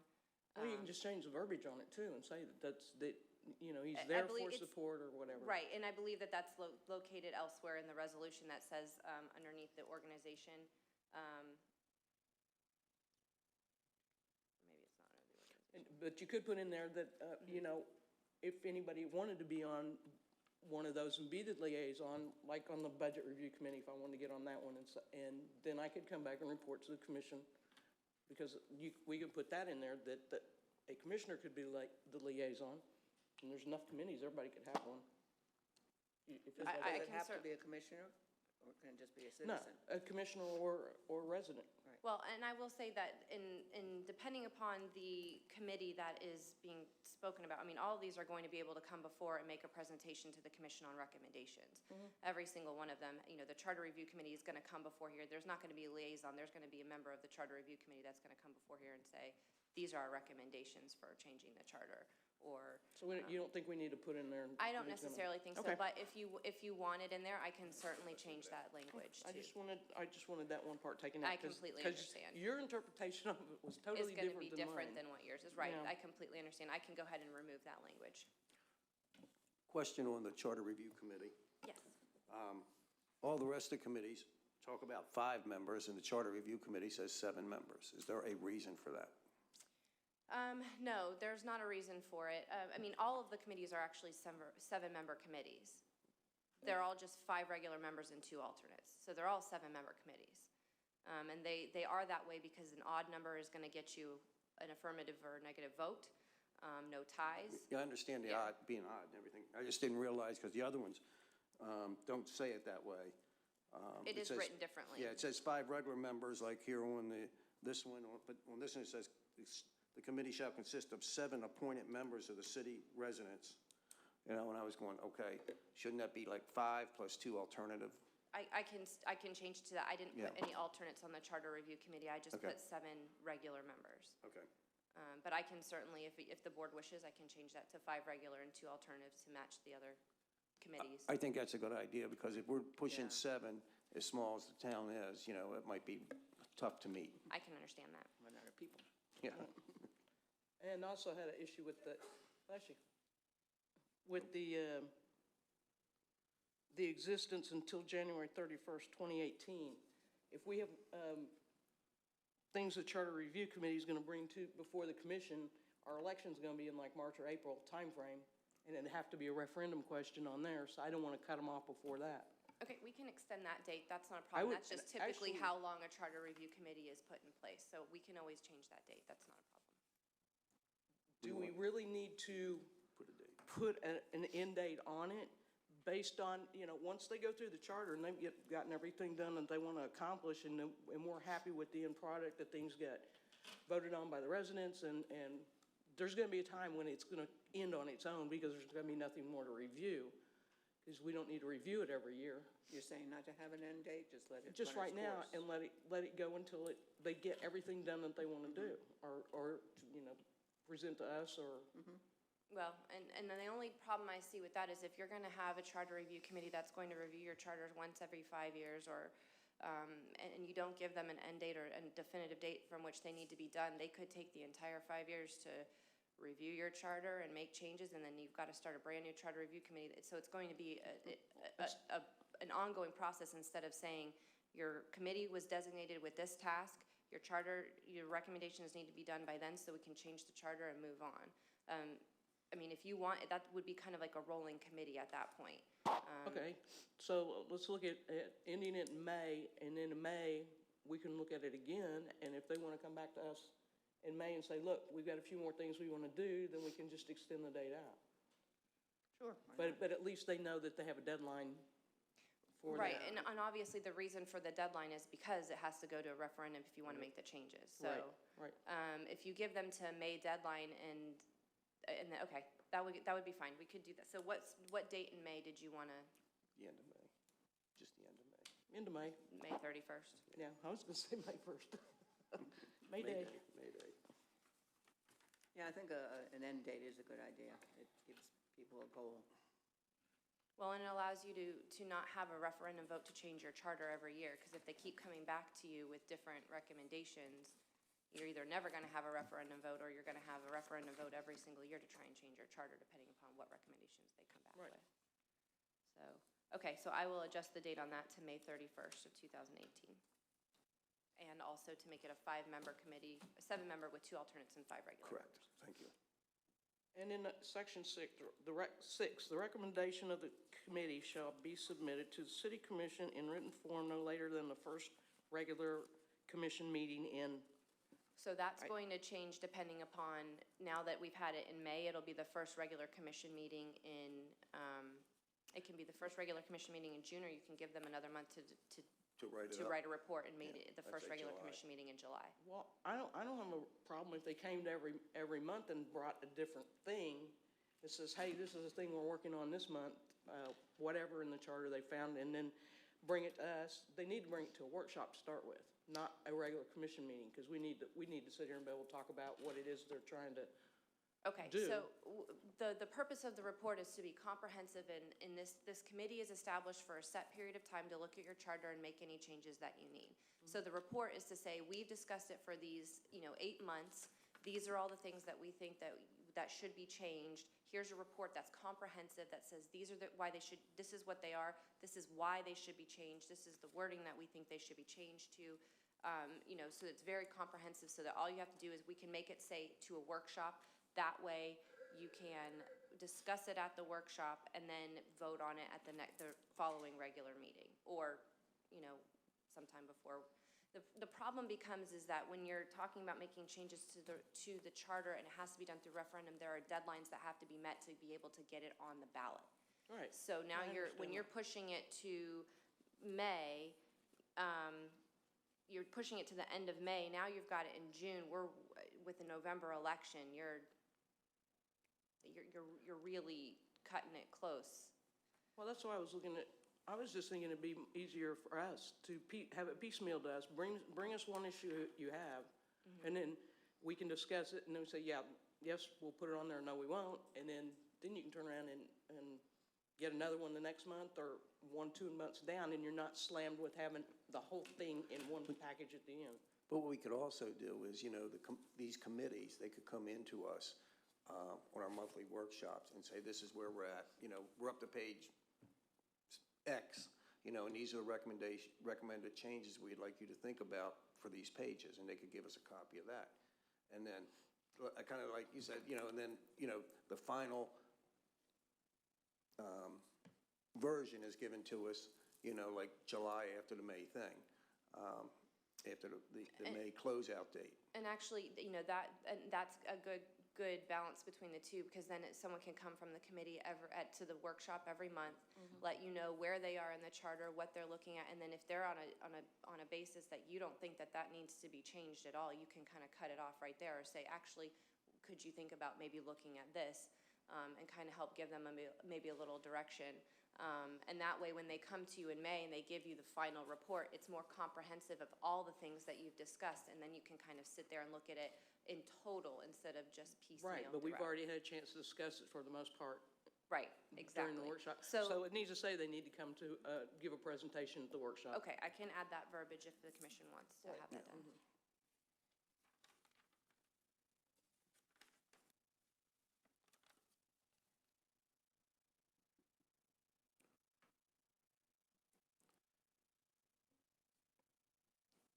talking to the Florida League of Cities, they said that they have a lady who is like the expert on charters that would possibly be willing to help us write our charter. So it kind of it goes through very smoothly and very easily.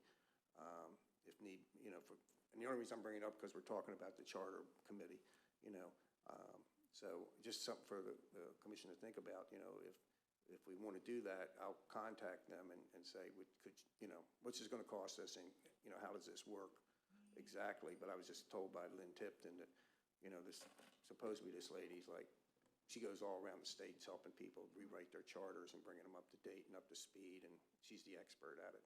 I think that'd be a great idea to get them started and give them direction and get them on the purpose of what they're doing. I think it's good. Yeah, I think that's a good idea.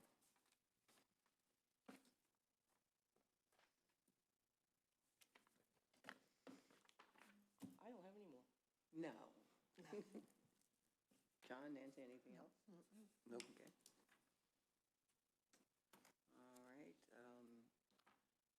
Now we have a discussion of the direction of the new commission. Commissioner Douthat. I just feel that, somehow the five of us need to kind of let the city employees know what direction we want to go, be whatever it is. I think we need to get that in writing to our interim city manager, to our new city manager, to all of our employees. So, we're all thinking in the same direction. And I know not all five of us are thinking in the same direction, but I think we need to come to some compromises and figure out what we want to do and how we want to do it, and put it in writing to let the city manager know, let the rec center know, let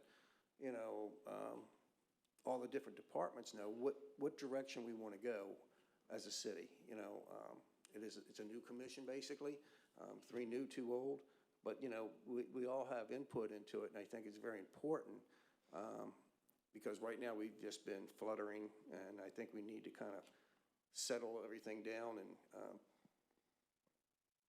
come up with some directions that I think we all want to move in. And I'm not saying we're going to agree on everything. I'm not saying we're going to disagree on everything. But I think each of us, I know before the 3 of us were elected, we talked about what we'd like to do. We have not talked since that, but I think we need to go back and kind of just, each of us write down, hey, this is what I would like to see, A, B, C, D, and then we bring it to a meeting and we kind of start working. So we start working as a team in one direction. So we know where we want to go.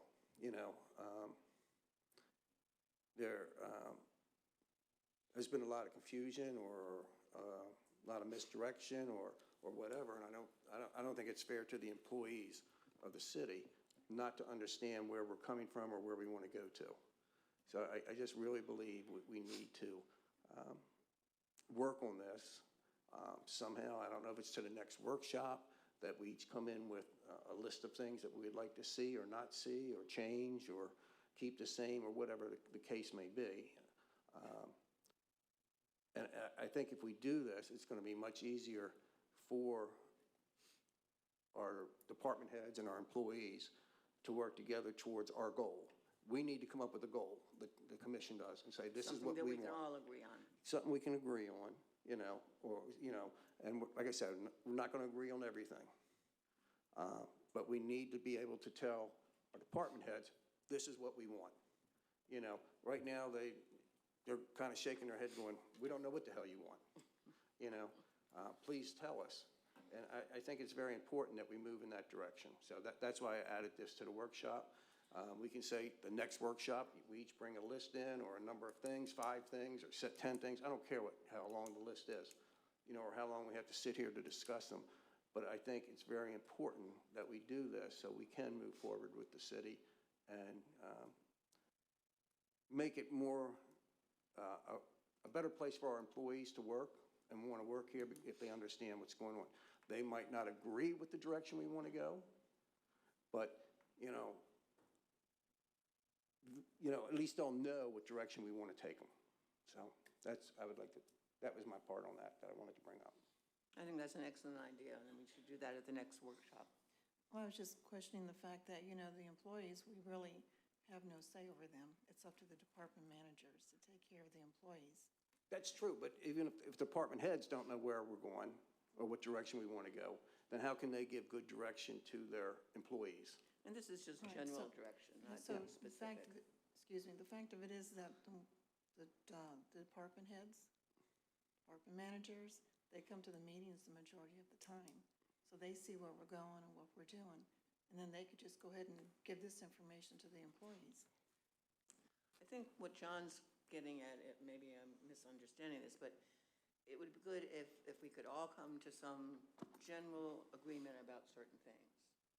Because, when we come up here and we vote on things, it's rarely a 5-5 vote. That means somebody's not agreeing with somebody else. We're talking about just general issues, where we want, how we would like the city to grow, and, not specific details necessarily, just an overview. Sort of like, what type of events do we want to see in the city? Okay. Do we want to see big, huge ones, smaller ones, many, few, just where does everybody want to go?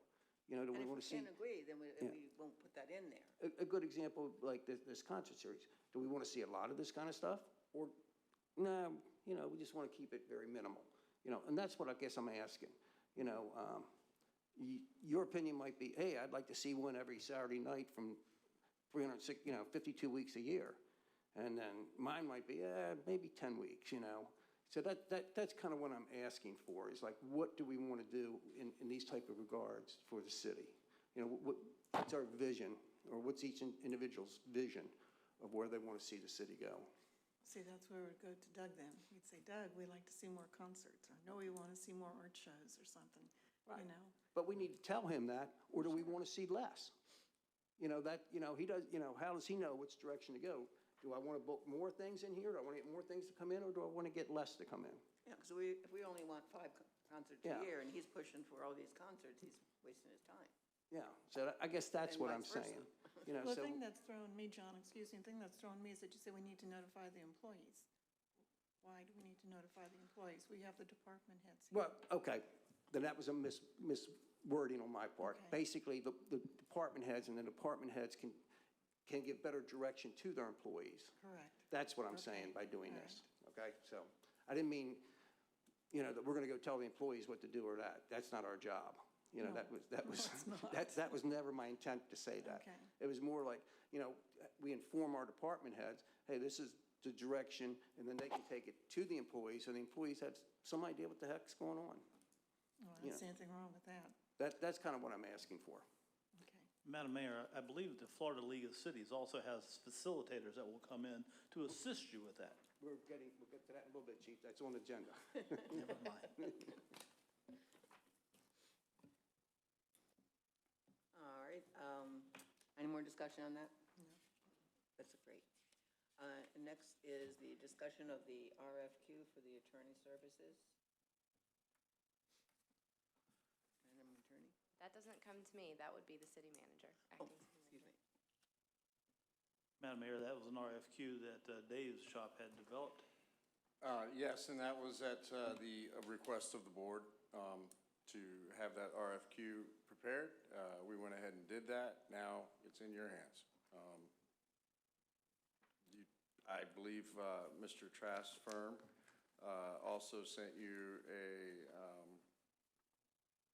contract continuing, am I right? Yes, as you know, Mr. Trask, the contract with Mr. Trask and our firm expired on June 8th, and in the interim, I am serving as the interim city attorney. I believe that the Nick sent you all a letter that I drafted to you saying that I have enjoyed being the interim city attorney, even if it was just for a short period of time, and would like to continue on in the position if the commission would have me. So, the commission is certainly able to go ahead and continue with my services at the firm, our firm services, but with me being your appointed city attorney, or you certainly can go ahead and put the job out for bid. It is at the pleasure of the commission. That's why the RFQ was on the agenda for it. I think that, we should put the RFQ out. If we stay with the firm that we're with, or if we don't. I just think it's kind of like any other position that we're hiring for. I think it should go out there for people to bid on, such as the city clerk, such as, whatever position that we're looking at, I think needs to go out there. If we stay with the firm that we're with, that's fine too, but I think we should have the option to look at the things. My problem with the whole thing is, I looked over this, and I have no idea what the heck I'm looking at. I don't really understand it. It's going to take some time for me to sit down and really go line by line by line and try to figure out exactly what came from your firm versus what we're asking for in this request. Is it the same? Am I comparing apples to apples, or am I comparing apples to whatever? I don't know at this point. I can understand. What I submitted to you for review was the proposal that we submitted prior to Mr. Trask resigning from the position, and the contract, which is the same contract that you currently have. There's been no changes in the contract whatsoever, so the services are exactly the same as they were. The retainer rate as when Mr. Trask left the position, and the hourly rate as well. And all of the things that are in the request for the request for proposal that I've looked at are things that are within our proposal that we've submitted to you previously. That was Yes. kind of my next question, are they the same? Right, the things that are requested to be done on the request are things that our firm is currently doing for your city. Yes, the RFQ was put together with the intent of covering all the legal services that are being presently provided to the city by their firm. Okay. Do we need to add any additional things, I guess is my question. Are we missing something? I don't know. Dave, it's like, this is I not don't my believe area we've of missed expertise. anything. You can correct me if I'm wrong. I think we've got it covered all the way down to 4 hours of office time every 2 weeks here at City Hall. Correct, and that's what's currently being done. Yes, sir. Okay. So we were pretty detailed in going through it. We can definitely put another set of eyes on it. That wouldn't hurt. Erica has done a fabulous job so far and has been very, very good to work with. So we should please consider that too. Oh, I am. I'm just, like I said, I didn't know what I was looking at. It's way out of my league. Well, basically, I agree with John. I think Erica's done a great job, and, I think it'd be wonderful to keep you, but we do need to go through the process in order to do that. So I have a consensus then to release the RFQ? Correct. Correct. Got it.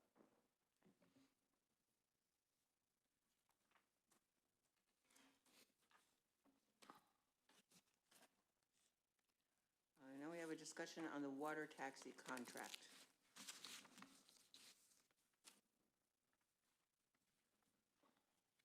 Madam Mayor, reading over the contract, and the attorney can correct me if I'm wrong, I understand that this is a one-year contract. On page 2, number 4, the terms of the agreement, it's a one-year contract. I think the only thing they changed was the start date. The start date moved from that date to, I think, October 1st. Was the start date for the water taxi. My understanding is, reading this over, once again, it's legalese, and I'm not that strong in legalese, is that if we do nothing, the contract terminates. If we do nothing at all, the contract terminates. Right. And, then we're out of it for the next 2 years. In order to move forward, we'd have to vote to move forward with it and extend it. So At this point, am I correct on that, or? Yes, this is a contract for 1 year, and if you do choose not to enter into a new contract or renew for an additional year, this will expire. Okay. And my recommendation is we just let it expire. I tend to agree with you. I don't understand why we even have an agreement like this. I don't. Why are we subsidizing this business? That's basically what we're doing. Can I read a? I can talk a little bit about this. This was something that, that I was involved in, and we brought it to the board, and it was not only a water taxi, it was also helping us with getting some cars off the roads for the concert series that we were doing over here. So, and we still continue to use the water taxi service for King of the Beach and a couple of the other events. It's real easy to park over there on Holton's and the water taxi to buzz around. But that was we brought this forward originally. With that being said, it's worked good for the past year, but if it's not something that we want to move forward with doing, that's certainly up to the commission, and we can just opt out. Okay. But I still don't understand. I understand what they're doing. They're helping out all these events. They're helping out this. Yes, I don't see it alleviating much traffic. I don't see many people riding it. Right. But why is the city subsidizing it? That's the part I don't get. Yes, ma'am. Well, I'd like to. We're looking for direction now, so if you'd like to kind of give us a consensus, we'll know how to move going forward. I'd like to read a partial email that I received about this subject. Is that allowable, Madam Attorney? Yes, of course. Okay, good. I won't read it all, but I acknowledge the necessity of the government taxpayer support of public transportation facilities as determined essential to general public need, for example, the PSTA. However, the service does not fulfill any identifiable local need or meaningfully reduce vehicle traffic. This is a private enterprise serving principally recreation tourist clientele. It's extremely unlikely that this service could ever achieve a resident/taxpayer benefit commensurate with a $25,000 a year subsidy. I believe that subsidization of this private enterprise is inconsistent with the conventional use of public funds and should be discontinued. And I would agree with that. I got that too. Madam Mayor, for the record, do we need to have the email where that? What was that? Where's the email? It's not necessary. It's been read. If you certainly like to keep it as part of the record. Daryl but got it. Yeah.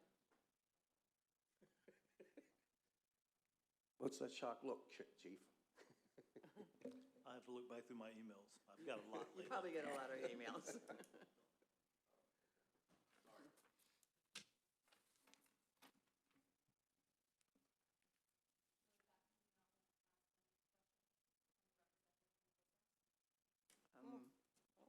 Yeah, you can come up.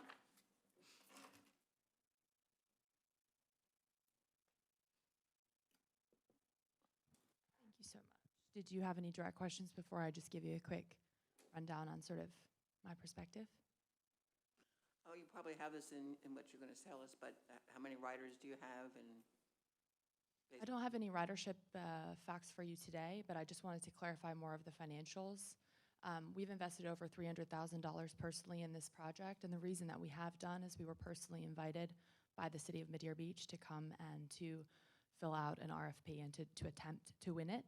And we happened to do that. I personally wrote the RFP and the application. I'm Corey Hubbard. I'm Mark's oldest daughter. I'm sort of the manager of the business. In addition to that, we are only asking, or we did only ask from the city for 60% subsidy of 2 days, 60% subsidy on the cost of goods sold, which is the captain and our cost to run the boat, i.e. the fuel. And we only receive a 60% subsidy on 2 days of operation, but we currently run Wednesday to Sunday, 5 full days. And in addition to that, we got a boat made specifically for this. And the real issue is it's not a business that we provide that's an end-all product, right? For example, on our dolphin watching boats that we run out of Hubbard's, people come down and get on the boat and sit for an hour and a half, look at dolphins, and get off the boat. The ferry boat that we have is not an end product. It's a means to an end. And the end is the city of Madeira Beach, and it's our beach communities. So people get on board our boat in order to go to other places, namely from the Courtyard Marriott here in Madeira Beach, or from the Treasure Island properties just near the middle ground stop. They board the boat and they come into Johns Pass, which happens to be in Madeira Beach. So all we're doing is showcasing our community, bringing more people into the city to enjoy themselves, which I believe is definitely something the city should be invested in. But again, we are financially extremely invested in this, and in order to continue, we absolutely need the city's support, both not only financially, but as someone that can sort of defend us. So not receiving one email and then deciding to scrap the project, but something that you can kind of go to bat for us. But if you sort of don't see any purpose to it, which I know Dave was intimately involved with the creation of it, and I would hope that he could sort of clarify too exactly how we operate. But I would just be here to take questions in any scrutiny. You still have the pickup and drop-off at Jungle Prada? Yes, ma'am, we do. So you bring people actually all the way across the bay then? Correct, and we actually have organized free parking at Jungle Parada, so people can get off the beach and not be trying to find parking on the beaches. People from the mainland, city of St. Petersburg, can park at Jungle Parada and come across and get right over to the beaches. Okay.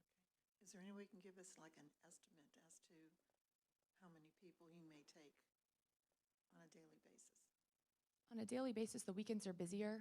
I will admit that ridership is low, but in order to alleviate that, we're thinking about lowering the price. We've tried to run more days. We've even thought about bringing in an entire new boat, which, if many of you may know, that's extremely expensive and costly for us, in order to decrease the ridership times between each stop. So we're doing all that we can. In fact, I'm just new. I'm a few weeks on the job to try to do more strong marketing at sort of the Treasure Island locations. But as I've mentioned, as the person responsible for this, it's very difficult to sell something that's not a product. What I'm basically selling is the city. So I'm telling people that you can get on board our boat, pay almost half the cost. You do realize that Madeira Beach residents receive 50% off. We also are running a summer special where if you buy one ticket, you get a whole nother day free. And in addition, it's not as if I'm selling a boat ride like the Dolphin Watch. I'm selling a trip to other places in the city. So if I don't have partnership from the city, if I don't have partnership from local businesses, then the ferry will just disappear because it's impossible without local buy-in and support from the community. So basically you are selling Madeira Beach. You are bringing people into the city. Absolutely, yes, ma'am. I'm both The selling the shopping, city. the restaurants, the whole works. And in addition, the mayor at the time that invited us to apply was very confident that our waterways will be a continuing way to move people in the future. I will also mention to you that Senator Latvala got us $1 million earmarked for our community for ferry service specifically. Now, because of the Visit Florida issues and everything that got reorganized in special session, we did lose that money. But $1 million over 2 years was to be allocated to this community to support ferry service. So if the four of you, and if Commissioner Lister was here, if the five of you disagree with Senator Latvala, I certainly understand, but I just want you to know that the state government disagrees with you as to the importance or the relevance of ferry service. Because if you, I mean, your city hall is just staring right at the biggest resource that we have to move people from the south to the north part of the county. So I think it sort of speaks for itself.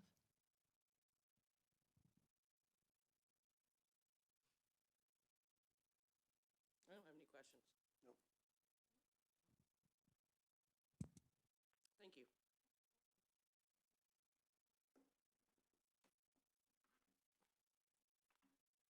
Any more discussion?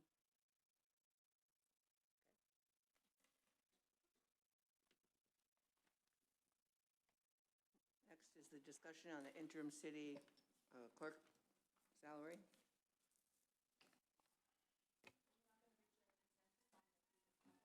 I'm sorry, I can't hear you. I believe we did. I'm for it. I think we ought to continue with the taxi Perhaps we service. didn't. Because, I mean, they're bringing people into the city, and that's what our main purpose is. We're a tourist town. We need people to come into the city to shop at John's Pass, to eat at the restaurants. And I think they're doing a great service, coming in like this and We'll bringing go ahead people in. Excuse me, Commissioner Hodges. I was going to say we could go ahead and put this on the commission meeting, the next commission meeting, and y'all can just go ahead and vote on it there. That way we can take an official vote. Yeah, you don't need to have consensus on this. This would have to go before the board in order Right, to right. It has form to a new go contract or A to regular renew it meeting. anyways. Yeah, it has to go for a regular meeting, not here. We don't vote on it here. Well, no, but No, we we're can not do, voting. but we usually do a consensus vote on what's on the agenda, so. But it needs to go on what you're saying is has to go on the Yes, ma'am. meeting, no matter what we say. If we all said no, it's still Right. yes, or yes, it doesn't Just so matter. council's aware, I mean, we're gonna have a budget workshop tomorrow, and we are budgeting that line item, so we're gonna be asking direction for that. Okay, So we need to put it on the next regular meeting. Okay, right. Do you have a consensus on that? yes.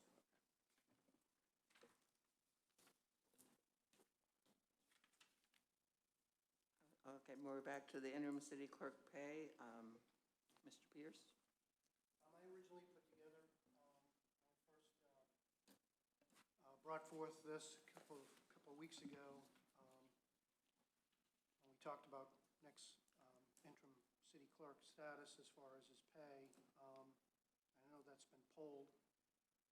Nick is now leaving, and I did give council documentation that the chief had asked me to provide, basically 4 options. One would be to provide Nick a 4% increase. That would increase his current rate to $35 an hour, and appropriate retro pay. 10%, which would increase his rate to $24.70 an hour. And then a third option to give him a rate of the previous clerk, which would be $31.27 an hour. And then the starting clerk salary of the range, which would be $32 an hour. So we just want to provide those options. And again, the reason why we don't have to do this, but Nick has done this service in the interim, and we wanted to try to do the right thing and correct the salary. Nick has done a lot of work, I understand that, and I know he's taken on a job that's really extremely high, as far as the stress and everything, and I can understand where he's coming from.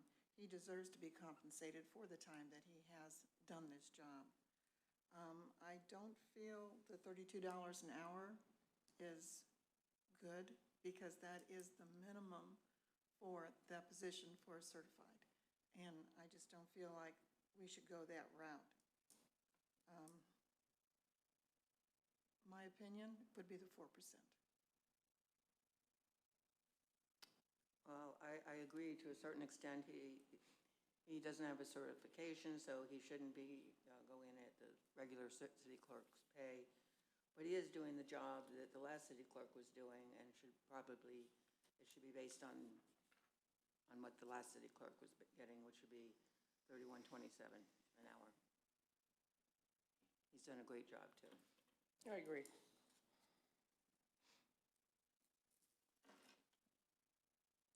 But Nick was only doing this job for a little over 2 months. Right, but he deserves to be compensated for doing I it. understand he needs to be compensated for it. I understand that. He's done a good job, but I still feel like that's too high of a rate to give, especially when it's retroed. I really do. Well, you wouldn't bring in a city clerk and just start them out at $31.27 and say, well, we're going to see well, you could. But you wouldn't probably do that. You'd start them at 32 or perhaps a little more, depending on their experience. And so he should be compensated for the job he's doing. He totally stepped up to the plate. He did. And He took did. over. I understand he and- did. I understand he And did. has done a great job the whole time he's been doing it.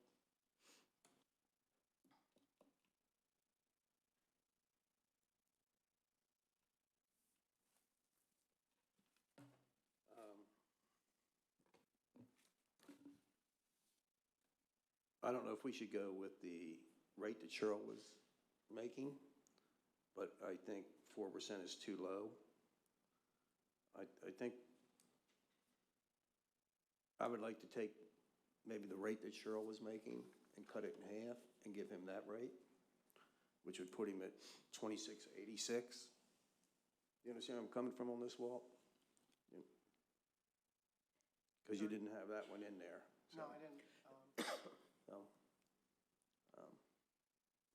No, he stepped into a mess, basically. And he's really stepped up to the plate. I think he deserves the whole thing. You know, you gotta say one other thing about Nick. He was doing some other duties that he was doing before he went into that position. Right. Taking care of the sign.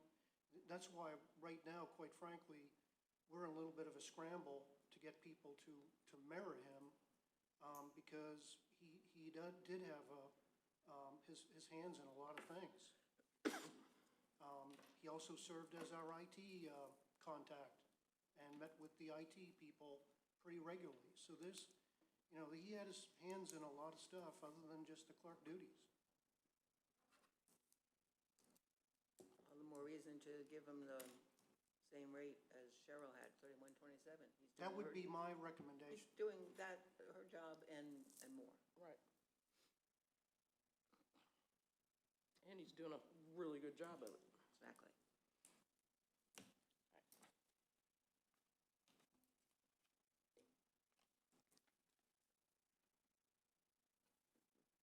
Well, I'm sticking with the 4%.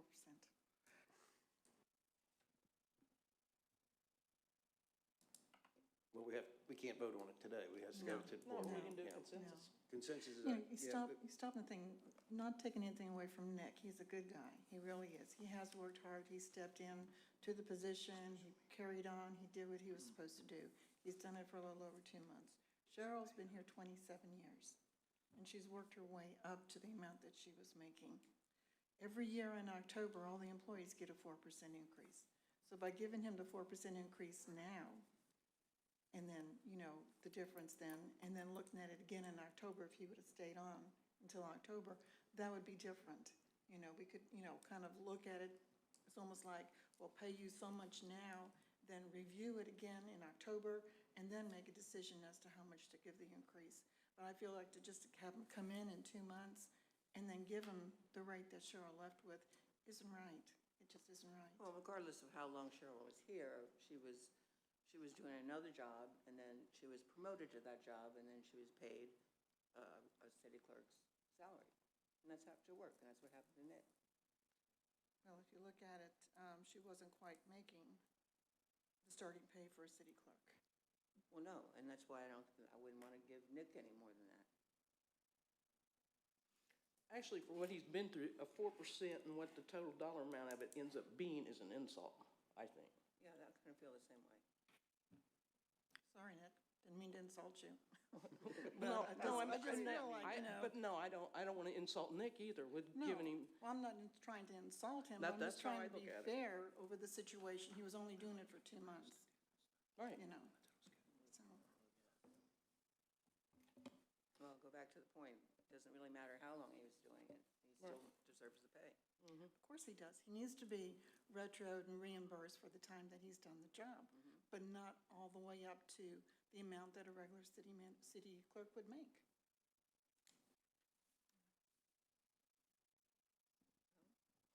And I would say that this agenda item is actually on the special meeting agenda following this workshop, so there does need to be a consensus for an amount so that we can put that on there for how much you would be voting for an increase on the special meeting agenda.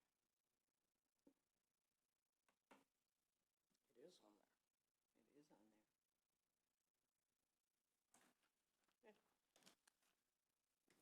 What happens if we don't come to a consensus? Vote on it.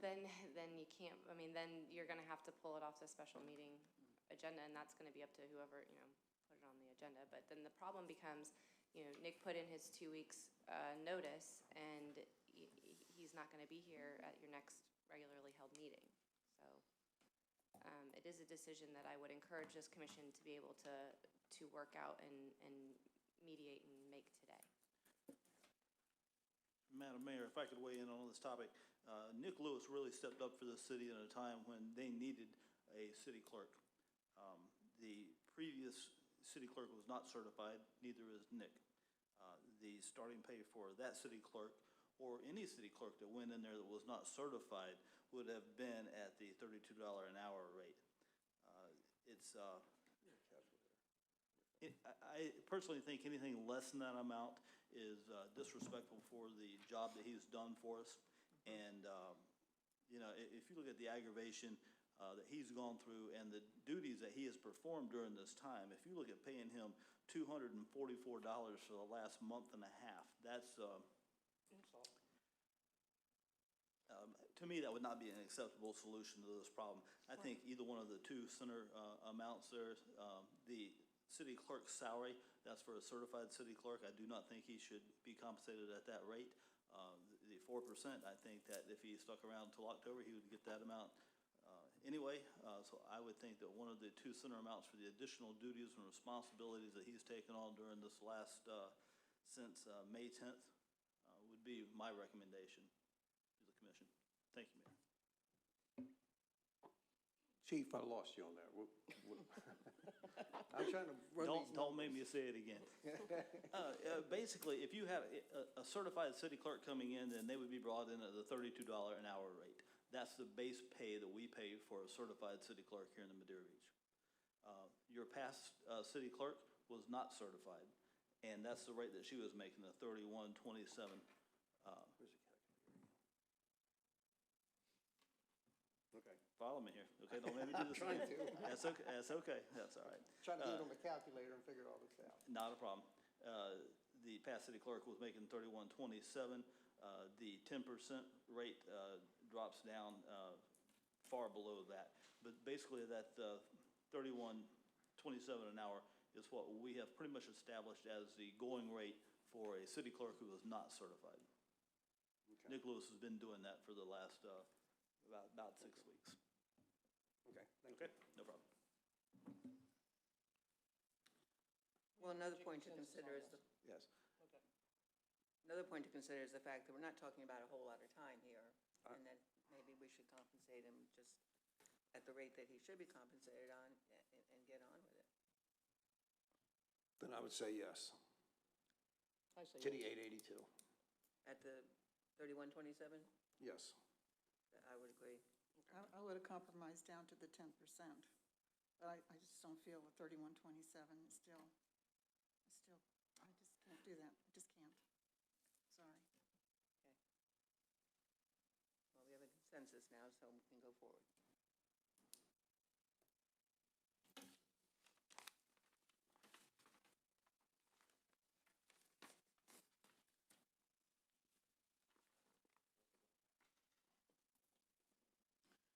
Next, we have staff recommendation for events. Mr. Andrews. All right, that work? Okay, great. Hi, hope everybody's well.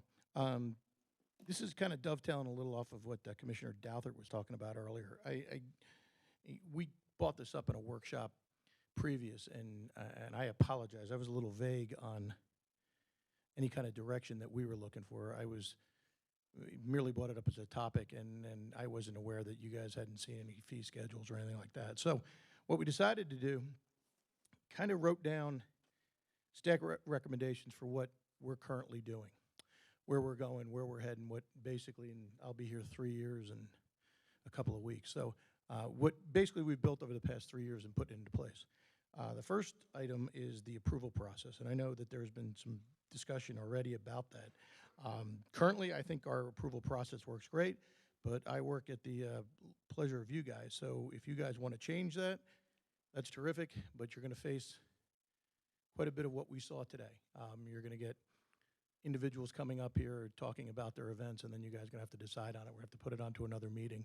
If you guys want to do that, no problem at all, but we got to decide what exactly you want to do. Is it just events? Is it rentals? Is it anything that needs approval? So I think that's kind of where the discussion really has to start with this first thing. The rest of the stuff, I mean, I know you guys have hopefully have had a chance to read it. we can go through pretty quickly. This one probably makes sense to get out of the way first, though. So with that said, I'll leave it to you guys. It was my understanding that the approval process was just the city manager, but according to this, all these people have to approve it? Yeah, you know, I don't know how that was written or why it was written that way. The city manager was the last one to sign off on it, but basically we have, maybe I have an example of it here. You want me to grab one? I can show it to you. We have an approval process. All those names. Yeah, it says city manager, public works, marina director, finance, budget director, fire chief. The sheriffs and the sheriffs have to approve it? Sheriffs do, yes. Does that make sense? Yep. And the recreation director? Yeah, so basically, when I get an All of those application. people have to sign? Exactly. They sign off on it, the city manager signs off on it last, and then it's an approved event. So that's kind of the way we've been doing it in the past. But this way, everybody's aware of what's going on. So when I need Dave for something as far as for any kind of additional sanitation, he's there. If chief needs to have an EMT tent on premise, we know all about that going in. So that's what we've been doing up to this point.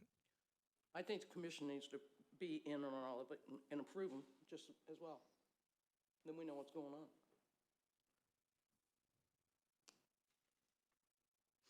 I don't know, so now that I know it's not just the city manager. No, it never was. It was, you know, the whole thing is we do them in our department head meetings, and we go through the event, we go through the application, we go through the map. You know, chief will say if somebody's cooking that they have to have certain things. So we cover, you know, I think we do an adequate job, or better than an adequate job, covering all the bases on it. But like I said, if you guys want to go through that procedure with us, I mean, that's great. It does push things back a little bit because we'd have to workshop it and then approve it at another meeting. I'm not saying that can't be done because it obviously can. So like I said, it's up to you. But what do you want to approve? Is it just, do you want to just approve concerts, or do you want to approve everything across the board? I want to see everything across the board. Where a lot of these are coming from, I want to see the city at least break even, because I don't think these events should cost the residents anything. Okay. I don't think a lot of them have. How much so. does it cost to put the ball field back together after they've had, 15 trucks and 15,000 people out there tearing the ground up? How much? Depends on which event it was, sure. It depends on if there's rain, if it's Pick a Old rain event. Salts. Well, it's going to vary. Every single event was different. What single event was is an average that the Old Salts? Right. Catching me off guard, Commissioner. I don't have that kind of information in front of me. But that's where I'm coming from on events. Gotcha. They should not cost the residents one dime. I am 1,000% with you. I think everybody should pay. You're right in my wheelhouse here, because you'll see what we did with the existing events. I basically did a whole laundry list of what we're doing thus far and what we're doing going forward. Again, these are all subject to change. These are all subject. Some of these things. Some people haven't been charged in the past. Everybody needs to be charged, but that needs to go towards fixing the ball field. So if it's, if it's $10,000 to fix the ball field, Agreed. they need to pay $10,000 to fix the ball field back. Agreed. It's never cost $10,000. Whatever that amount is, and I really would like to know what that amount is. Okay. Yeah, I'm coming down and said, Chief, we can sit down. I can go over all the paperwork with you. We've never gone over budget. Let me put it to you that way. So a lot of it is just really letting the grass regrow. If there's a rain event is pretty much the idea behind it. There's events that I don't want out there too, but that's what we're doing so far, and that's where we're at. And I think we've done, if you've looked at the fields, I think we've done a remarkable job, to be honest with you, bringing them back to life if there has been an event on them. So trust me, if I told my staff tomorrow that there were never going to be any events out there again, and we could just take care of ball fields, they would be thrilled. They would be thrilled. Question, when you under existing events, you have like Old Salt event, $5,000 per event. What are you saying there? Tell me what you're saying. So basically what they would do, the existing number would be, since it's a 3-day event, we charge, I think it's $3,000 per day per event. So that's a permit fee? That would be $5,000? that would be for them to hold the event here. That would be $5,000 for the weekend. That would be the permit fee, pretty much. Well, yeah, I mean, we could use it as that. Field rental. Is that considered revenue then? That'd be considered revenue. Yeah, it's a special event revenue. We have a revenue line for And it. then back to Commissioner Oakley's question, then how much does it cost us? Yeah, so that would come out of another line out of mine. So we have a ball field maintenance line that we have. Well, that would be helpful then, if these events, we could have the business case of it. This is what the revenue is and Sure. what it cost us. Why don't you keep a line item for ball field maintenance, but you can call it whatever you want to, but event maintenance? So we know how much it costs to put the field back together. Okay, well, you'd have to determine mean, what events you're talking about. Now, so would it just be I could do a line item for each event, or are you talking about all events? No. So if what about if a softball tournament happens? 3 events and you got to put the ball field together every time, instead of it going under maintenance for the ball fields, put it under event maintenance. So now you know all 3 of these events have cost X number of dollars. I'm not the accountant here, I'm not the finance guy, so Right, I but just, no, we're just I just thought- rolling out kickballs. At least it'd pull it out and you'd have a number. Commissioner, I think we're arguing about the same thing. I think everybody should pay. I have no issue with that. I have no issue with that. I've never given a freebie, so I've got no issue with that. Okay. Okay? Doug, can I ask you a question? Certainly. When Old Salts had their, I don't know if it was the Bonefish, I think it was the King of the Beach. Mhm. They came up, they also said that they'd have a crew come in and do the cleanup. Is that, They do. And look, I mean, recently it's been a lot better than it's been in the past. This last event, the Bone Tournament, got a lot of rain. What we've done thus far is, we've kind of sectioned it off a little bit. It took a little education on our end, too. I mean, there was times when people were just running trucks at all angles all across the field. Well, we figured out that doesn't work because then you can, especially with water, and you can cause ruts. But they use the back part of the field now, which is, I'm not going to call it a dead area, but it's not in the field of play. So that kind of uses as a transportation zone. That's what really got wrecked during the Bone Tournament, during the water event that we had. It was raining pretty consistently until they actually had the event. So we've done a lot better with that, communicating with them and working with them to get to that point. So I think we're fine with that. A lot of, because of the grass that we have, and I don't want to get into a horticulture conversation here, but the grass that we have is Bermuda. So we can, as long as we level off the field and put sand down to level off the field again, that Bermuda, especially in this warm weather, will regrow right through the areas that we have as long as we keep watering it. So it's not really outside of our maintenance program that we're doing. Have we had some situations in the past where we've had too much compaction and we've had to aerate the field? Of course, yeah. But we're kind of scheduled in our budget anyway to do at least one aeration a year for all the fields. Makes them healthier and grow better, and they look like they do in February when we have the tournaments. So that's kind of what we're looking for. okay. Did I answer your question? I'm sorry, I ran around there a little bit. Because Okay. I remember when Tommy came up, I asked him specifically, Mhm. the cleanup, who's in charge of the cleanup? Yes. He said he had a crew that come out and they would clean up and make sure the ball fields and everything was ready to go on Monday for a ball game. And we've gotten that process down better too with them. Yeah. So like I said, it was a learning curve for all of us, and I think we're in good shape with that going forward. Yes. Mm-hmm. Doug, so let me make sure I understand this. Like, under the existing events, Yes. you would have an event and a dollar amount. That's what they're paying the city, correct? That would be what they're paying the city. Yes. Are they also paying for like the garbage pickup or whatever other things like police or whatever? Who's handling all that? Okay. So if you pick a specific event, let's just say It's like one of the Old Salts events at $5,000. So basically what we do, we don't provide police for them, okay? We don't have police, right? We have a couple of CPOs or community policing officers, and normally they do work those events, but all of our events are required to meet with the sheriff's department prior in order to determine how many off-duty police officers they need, especially if they're serving alcohol. They definitely need somebody on premise, right? So an event of the Old Salt side, Dave, what would you think? They probably have 7 or 8 off-duty police officers around. And who's picking up that cost? They take care of that cost, yes. So this is kind of a net cost for us that basically includes Dave's guys, sanitation, extra garbage cans, the use of the stage, the use of the event field. That's what that figure comes into. Okay. So technically, they should be paying about $9,000 for a three-day event. About 11 with garbage cans and everything else, yes. Mm-hmm. Okay, then that's what they need to be putting out there.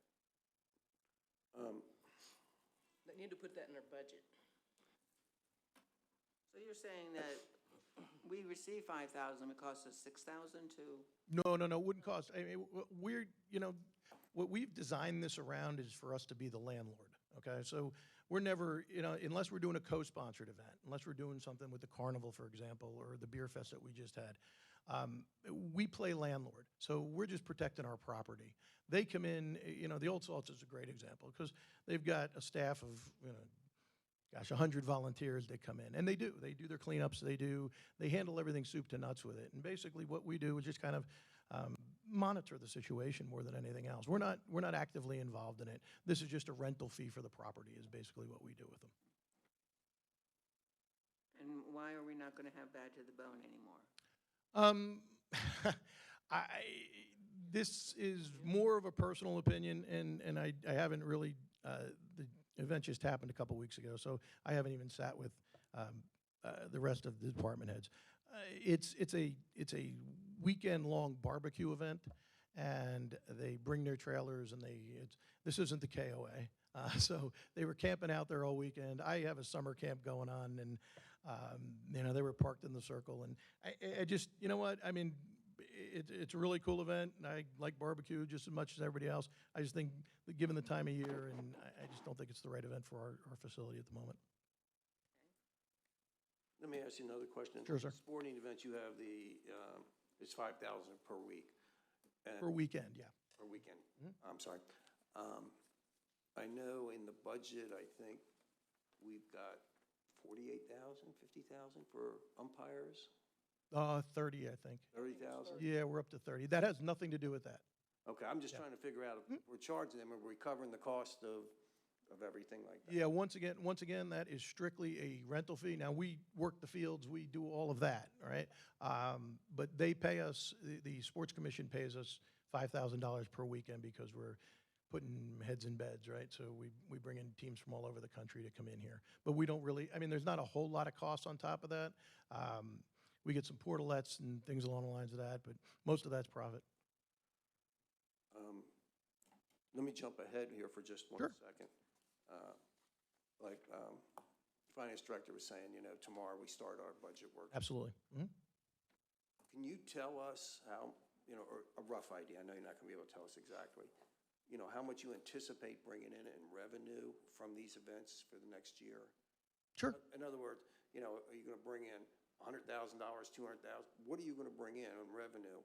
So we have a better idea when we're sitting down with the budget and we're looking at these things, because one of the other things was, are we charging enough for the fees and stuff like that? Really? Going through there, most of them look very good to me. But once again, it's like Ms. Oakley said, we don't want the residents paying. Absolutely. No, we're talking about the same thing. We're all on the same page as far as that's concerned. As far as revenues in our, we've got a revenue line for special events, for field rentals, so it's all in there. I can certainly break them out for you individually if you'd like. We do, I'm not going to say out loud that we fudge it a little bit, but, what if we get rained out?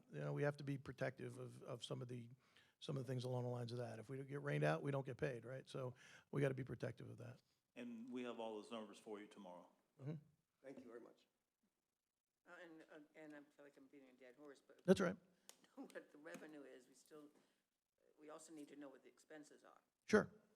Well, and again, so. The bottom line. Yeah, and I laughed. Vince and I used to have this conversation all the time. I come from the private sector where there's an expense line and there's a revenue line. And here they give you a budget to work off of. So we don't have anything that's directly correlated with that in our current budget. So basically when we do work on the fields, or I need fertilizer or something like that, now is that a direct result of a tournament happening or a sports event happening? Well, I don't know, but it's to make the field look better and more presentable so that we can sell it, right? So that comes out of our normal budget. So we don't go outside and I don't think since I've been here we've done a budget amendment for any kind of field stuff. But there are certain costs that Are associated with an event. with certain events, and how much, 30,000 for Empire? Well, the umpires, so yeah, let's, that's kind of a good segue. So the umpires are not for the NCAA tournament. We do not The NCAA pays for them, okay? So when they come in here, because we can't afford their umpires, when they come in here, they bring their own group of umpires that come in that umpire all the games. We have, again, we are just getting a fee to be able to host the tournament. That's it. That's our cost, okay? Again, besides a couple of portalets, that's all we pay for when the NCAA comes to town. Now, our umpire fees are more in the lines of our sports that we have out here. So for Little League, for basketball, for soccer, for, kickball, softball that we, co-ed and men's leagues that we have out here, that's what our umpire fee is for. Okay, Old Sox, they do a permit, event permit, correct? I've seen. Absolutely, yes. Mhm. Okay, John's Pass Seafood Festival, they do an event permit? They do an event permit, yes. Mhm. Phil Very Fest. detailed one. Phil Fest, Yes, the Rotary Carnival. yes. Oh, do they do a permit? No, they do not. They need to start. Every event needs. We're the, okay. I don't care. They need. an Commissioner, event you should permit. care because we're the ones responsible for that. We So need should to I see fill it. out the event application? I want to see it. I want to see one on them. Concerts, how are those done? Concerts, they fill out an event application. They do one We're too. just the landlord, yes. Mad Beach Beer Fest, They do not. they need to. Once again, that's us again. Veterans Boat Parade, that's. That's just a viewing That's party. nothing. That's like watching the fireworks out there, basically. Exactly. Okay. Angler Armory Wild. They fill out an Fest event application. That's what? They fill out an event application. Okay, so everybody needs to fill one out, Okay. please. I can clarify on this. Your code actually determines who needs to fill out a special, there's a whole section in your code dedicated to special events and who is required, what determines whether it's a special event and who is required to fill out a permit application. What number is that? This is it's Article,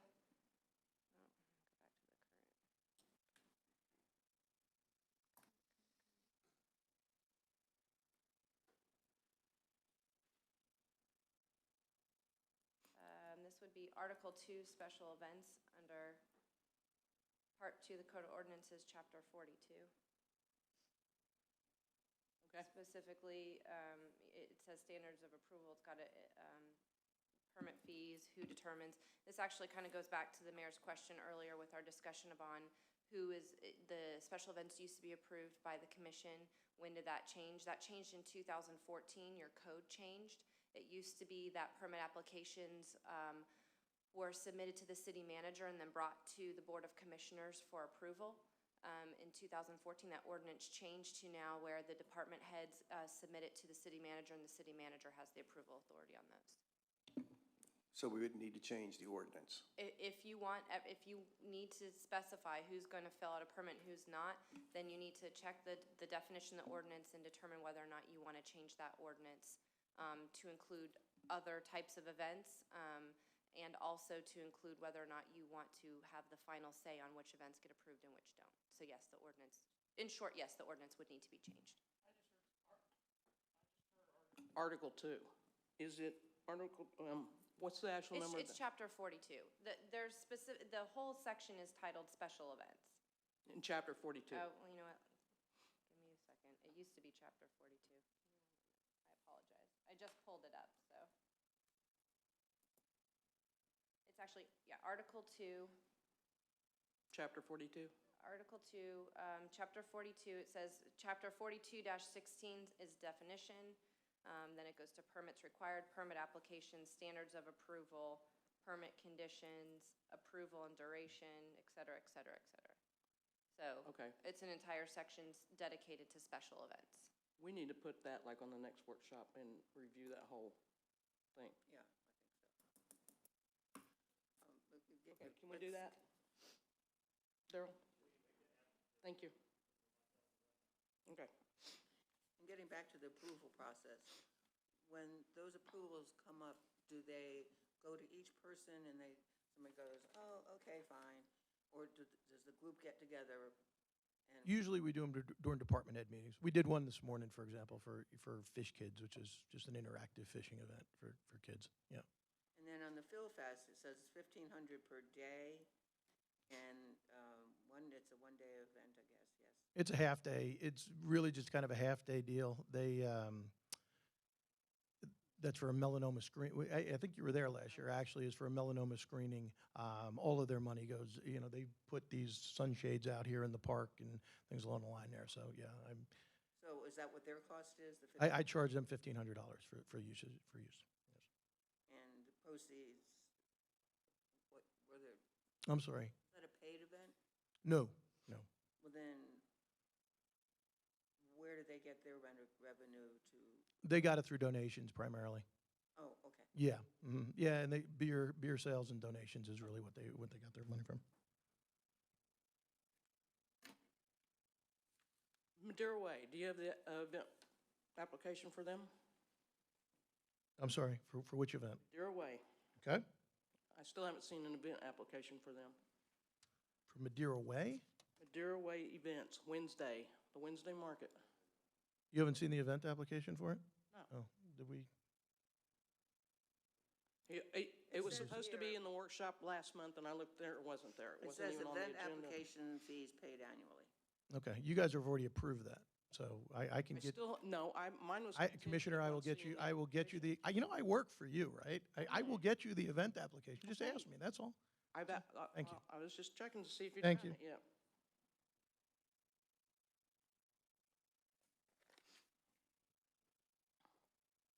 What is our affiliation with Madeira Beach Youth Baseball and Softball? That used to be Gulf Beach's Little League. They were down to about 60 kids. The city's taken it over I wouldn't say taken it over. They have their own board. We are the financial arm. So whereas with Gulf Beach's Little League, we had $0 in revenue, we'll probably get about $50,000 in revenue from the 2 seasons of Madeira Beach Youth So Baseball. basically, it's 20, because we're giving them 30. Excuse me? We're giving them in the budget. It has it's nothing to do with the 30,000. revenue. Nothing to do with the revenue. When the net's out, it's 20. I'm sorry, $20,000 we pay, we get 50. No, we pay 30 and get 50. Okay, so it's 20, that's next year. You're looking ahead.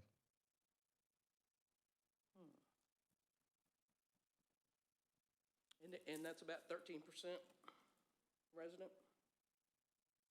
About 13%, yes, just like all of our programs, including the Seniors Club.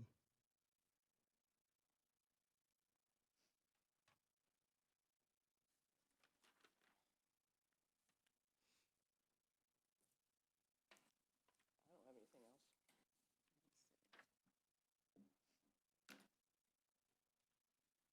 The street parties, there's, nothing's required other than a permit. And then it says security, trash, et cetera. Yeah, that's kind of been, that's something we should look at, because, to close down that street, it does take some effort. And I think that, for example, that Craft Endeavors thing that comes in twice a year, they give us a $2,000 donation each time. They just paid us the other day. But we have had applications for street parties on that street to close down the street. I think we should come up with some type of fee that's involved with that in order to be able to do so.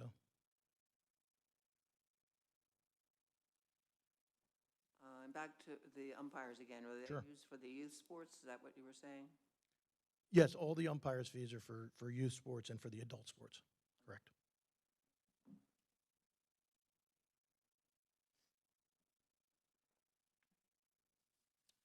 And is it, sorry. That's okay. I got nowhere to go. I would just love to see something that says, here's what we get for the youth sports, for the adult sports. We have that broken out. Okay, but, Yeah. but also include what it costs for the umpires. So we know that for the youth sports, this is the total, what it costs. Expenses, or the revenue versus the expenses. We'll see it in the budget. The budget tomorrow will show all that. It will. Yep. Okay, perfect. You got it. No, it'll break it all down for you. It's a lump sum. It's all, it's Oh. all, Well, it's not divided out by By event. by event. What she's really asking for is a P&L on every on adult Event. sports, on senior, on all Right. of it. And it's going to show where you came from in the private sector. You're going to have a revenue line. If you'd like me to get versus that granular for you, I'd versus be happy to the do so. expense line. Happy to do I so. mean, that's what she's looking for. Yes. Yep. No problem. I can get, oh, that's not an issue. I know what we pay each one of the umpires. We got all that stuff. Yes, again, I'm not the finance guy. I'm not picking on Walt. It's just, yeah. Information when we were preparing the budget, so he's got it. Okay, great. Perfect.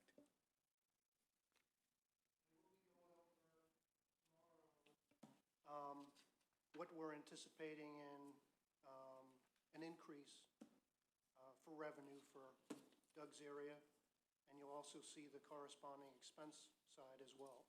Okay, great.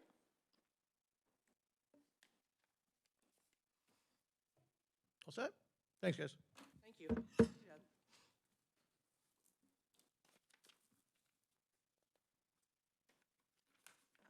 Next, we have the, I'm up next. I just wanted to bring you all up to speed. We have been working with Duell and Associates for about the past year and a half on the Rex Place stormwater project. That is the street right out here in front. This is a project that'll get let next week. It's being done with Swift Mud Cooperating Dollars. It'll change kind of the whole look of this area down here along with the entrance up front. We will also, with this project, we have some stormwater pipes that go across private property now. That's never good. So with that, we will be abandoning those pipes and no longer have that issue. We didn't get anything on this in our package.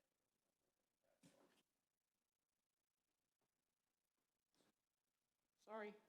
Would you like the full set of plans, or what would you No, like? I mean, I don't even have any, It's a project that's been going, there's not a, there's not a tab for it or anything. There's nothing. That's why it Okay, kind of well. caught me off guard about what you were talking about. I thought maybe. it's a project that's been going on for the past Okay. year and a half. It's just I wanted to let you know we're going to let it next week. Okay. you're going to do what with it next week? We're going to put the project out to bid. Okay, great. Okay. I'll get the rest of the information to you, plans, et cetera. Thank you.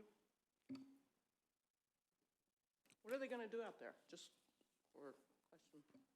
We're going to be replacing several stormwater pipes, doing a complete resurfacing of the entire road, and new parking on the along Rex Place. Okay. Thank you.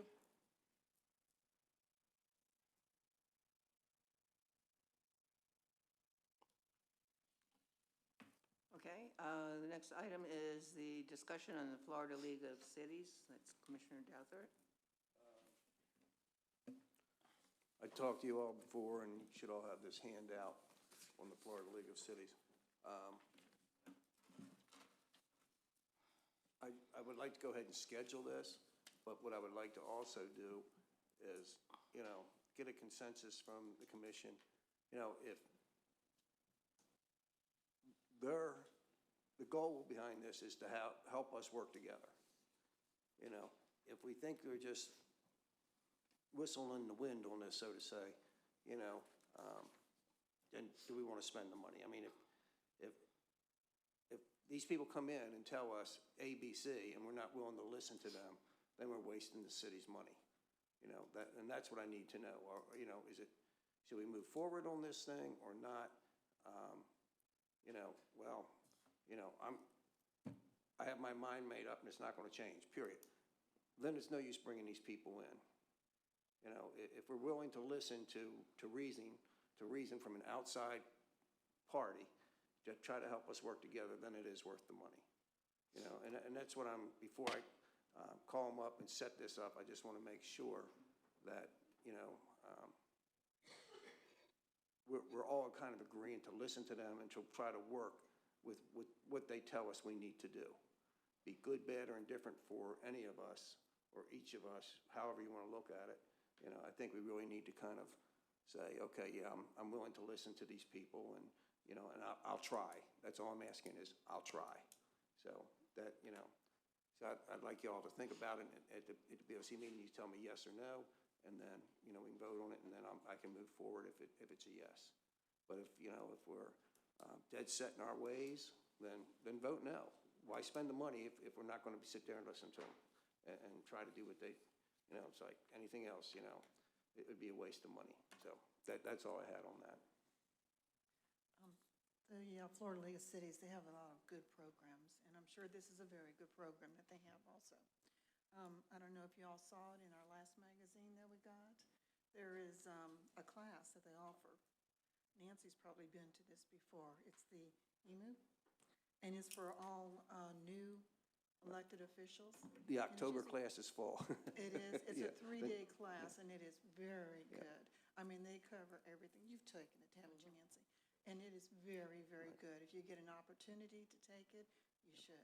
Yeah, the next one is in January that's not, that hasn't closed out yet. Yeah, but they And, fill yeah. up fast. Yeah, Like I and said, it's I'm on the very list for good. January. Say, I agree with you, yeah, it's in Daytona. The next one in January. The one in October was in Jacksonville, but they Yeah, said it's completely I went full. to the one in Jacksonville. Yeah. It seems like they divided up into 3 sections throughout the state. Like they'll have something near Miami, then they'll have something in Orlando, then they'll have something up in Jacksonville. Yeah. But really, regardless, whatever one you go to, Lynn usually conducts it, and she is super. She is super good. And I think Joey, the attorney from Trask office, he teaches one of the classes there too, he told me. Okay. So, But yeah, if you get the opportunity, I'm trying. I mean, it is really a good class. It really is. Well worth it. But that would be separate from what John's talking about. Yes. Yeah.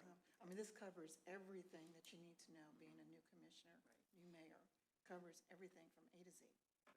And it's a 3-day class. You go from like 8 in the morning to 5, 3 days. But it is well worth it. And I think John's idea is a good idea as well. Okay.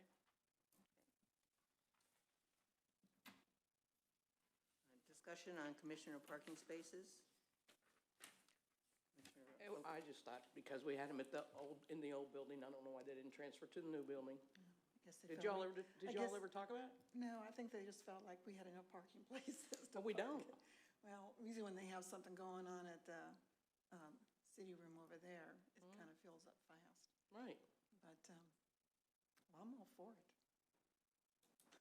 I'm for it, 'cause it just makes it easier for us. I'm the sign guy, so if I have a consensus, I'll get the signs. And we'll just do 5 like we did last time. Yeah, Okay. yeah. And, just. Just during just meeting hours. during meeting, I remember the time. you know, yeah. Was it like Just during, Tuesday night or something? right. And Once we workshops. change we'll go ahead and have the signs made for Tuesdays. But yes. Consensus? Yes, yes. I got it.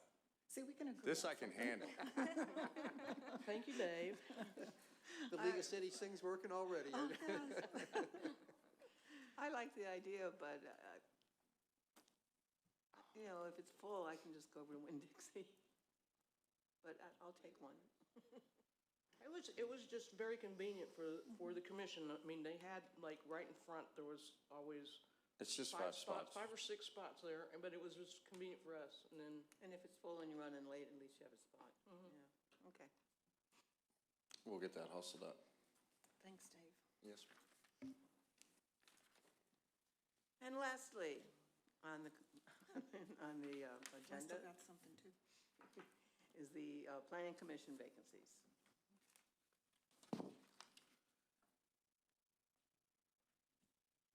I think that we need to announce for the planning commission, we're down 3 bodies right now. There's only four of the 7 positions on there for the planning commission. is the application out online? Would you like us to advertise it? I don't know if Yes. it's online. I think that we need to advertise I it. don't believe it's online, but we could do that. Would you like us to? Sure. Yes, Yes, please. Yes. We will get that up and rolling, and we'll put a closing date of,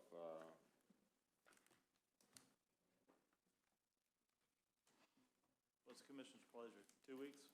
3 weeks? 4 weeks? can we give it a month, Chief? Month? Yeah, I would say a month. Let's give it, if we could give it a month and just kind of shake the trees with your neighbors too. This is These are hard seats to fill.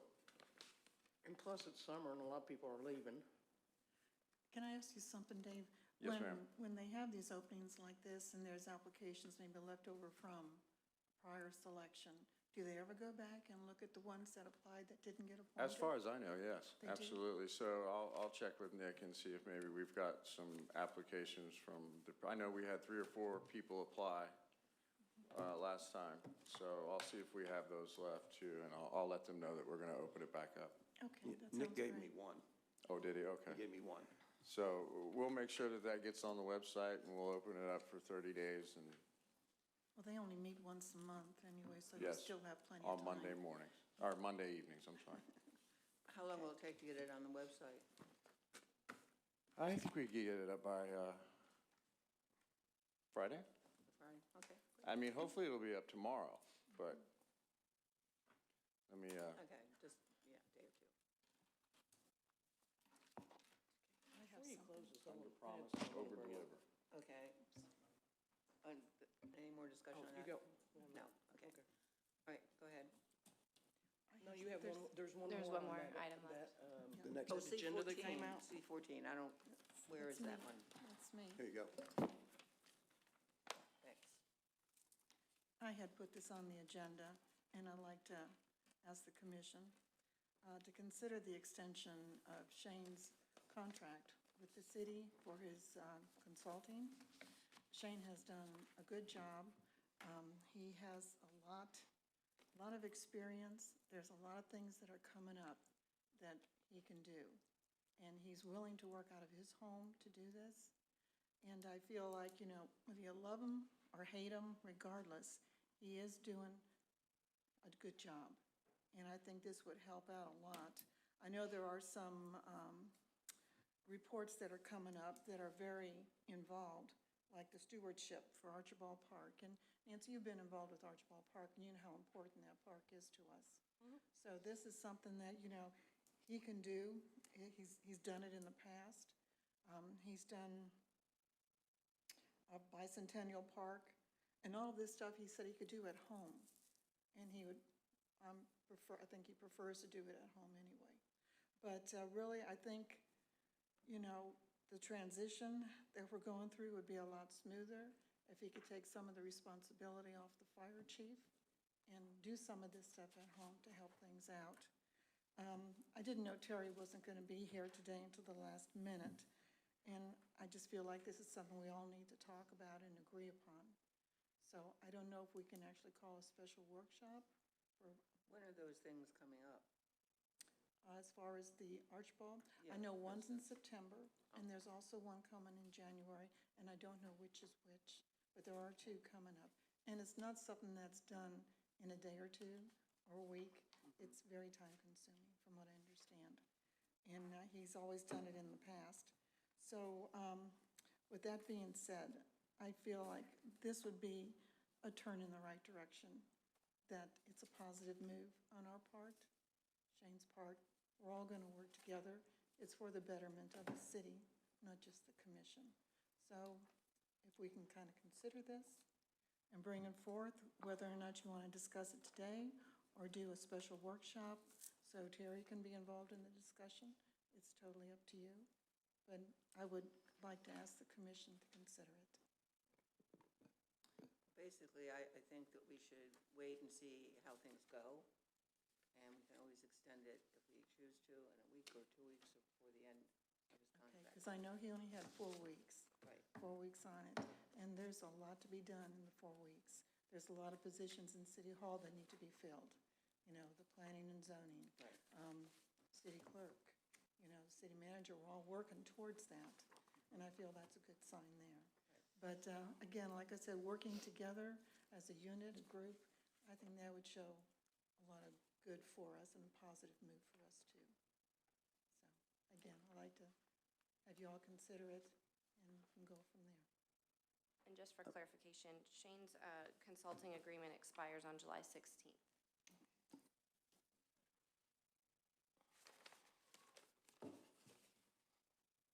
I'd like to ask the chief what he thinks. I think you got some time for this consulting agreement that's already in place. Let's see how that plays out and see how many times we need to contact Mr. Crawford during that time for his assistance. Exactly. I agree. Thanks, Chief. So I guess basically we're not voting on it, but if we were, we'd No. be tabling it. Okay. Because we can discuss it at another time.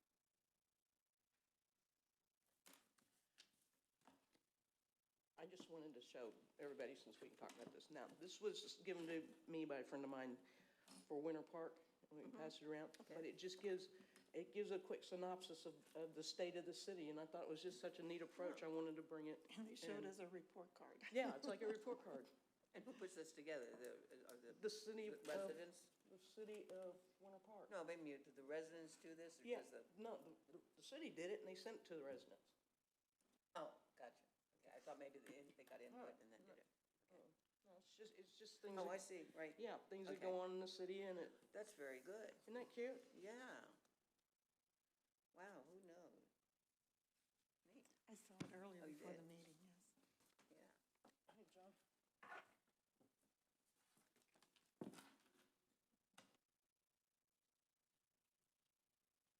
What do you think of it?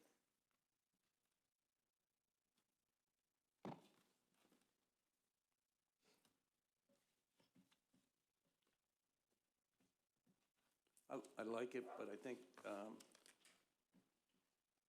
maybe opening a can of worms to say this, but maybe an area for residents' comments in here also. The stuff inside is good, but I'm not saying stick to everything Yeah, that's okay. inside. We ought to be able to come up with Our things that own. more fit. Okay. No, send it down there and show it to them, because they haven't seen it. But I just thought it was a neat approach to how they were looking at the things that were going on inside their city. Because a lot of those things that people say, well, what are you doing? You know, Yeah. and it tells you right there what we're doing. What And they're Daryl doing. probably knows half of those already.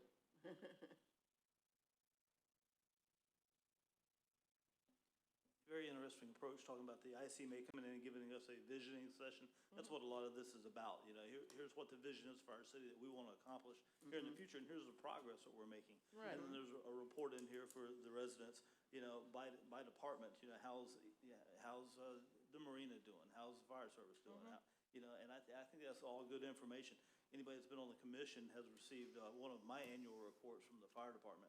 And I think it's important to be able to justify our existence to the public. So here's what we're doing. Here's how much fuel we're selling at the marina. Here's how much garbage we're picking up.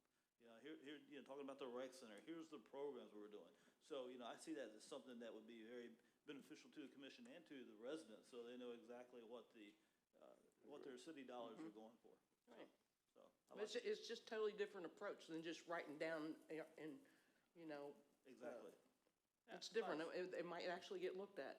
Exactly. Nice, short, sweet, very concise, to the point. Like Good it. visuals. Thank you. Thank you. Anyone have anything else before we adjourn? Time is it? Meeting is adjourned at 5:03.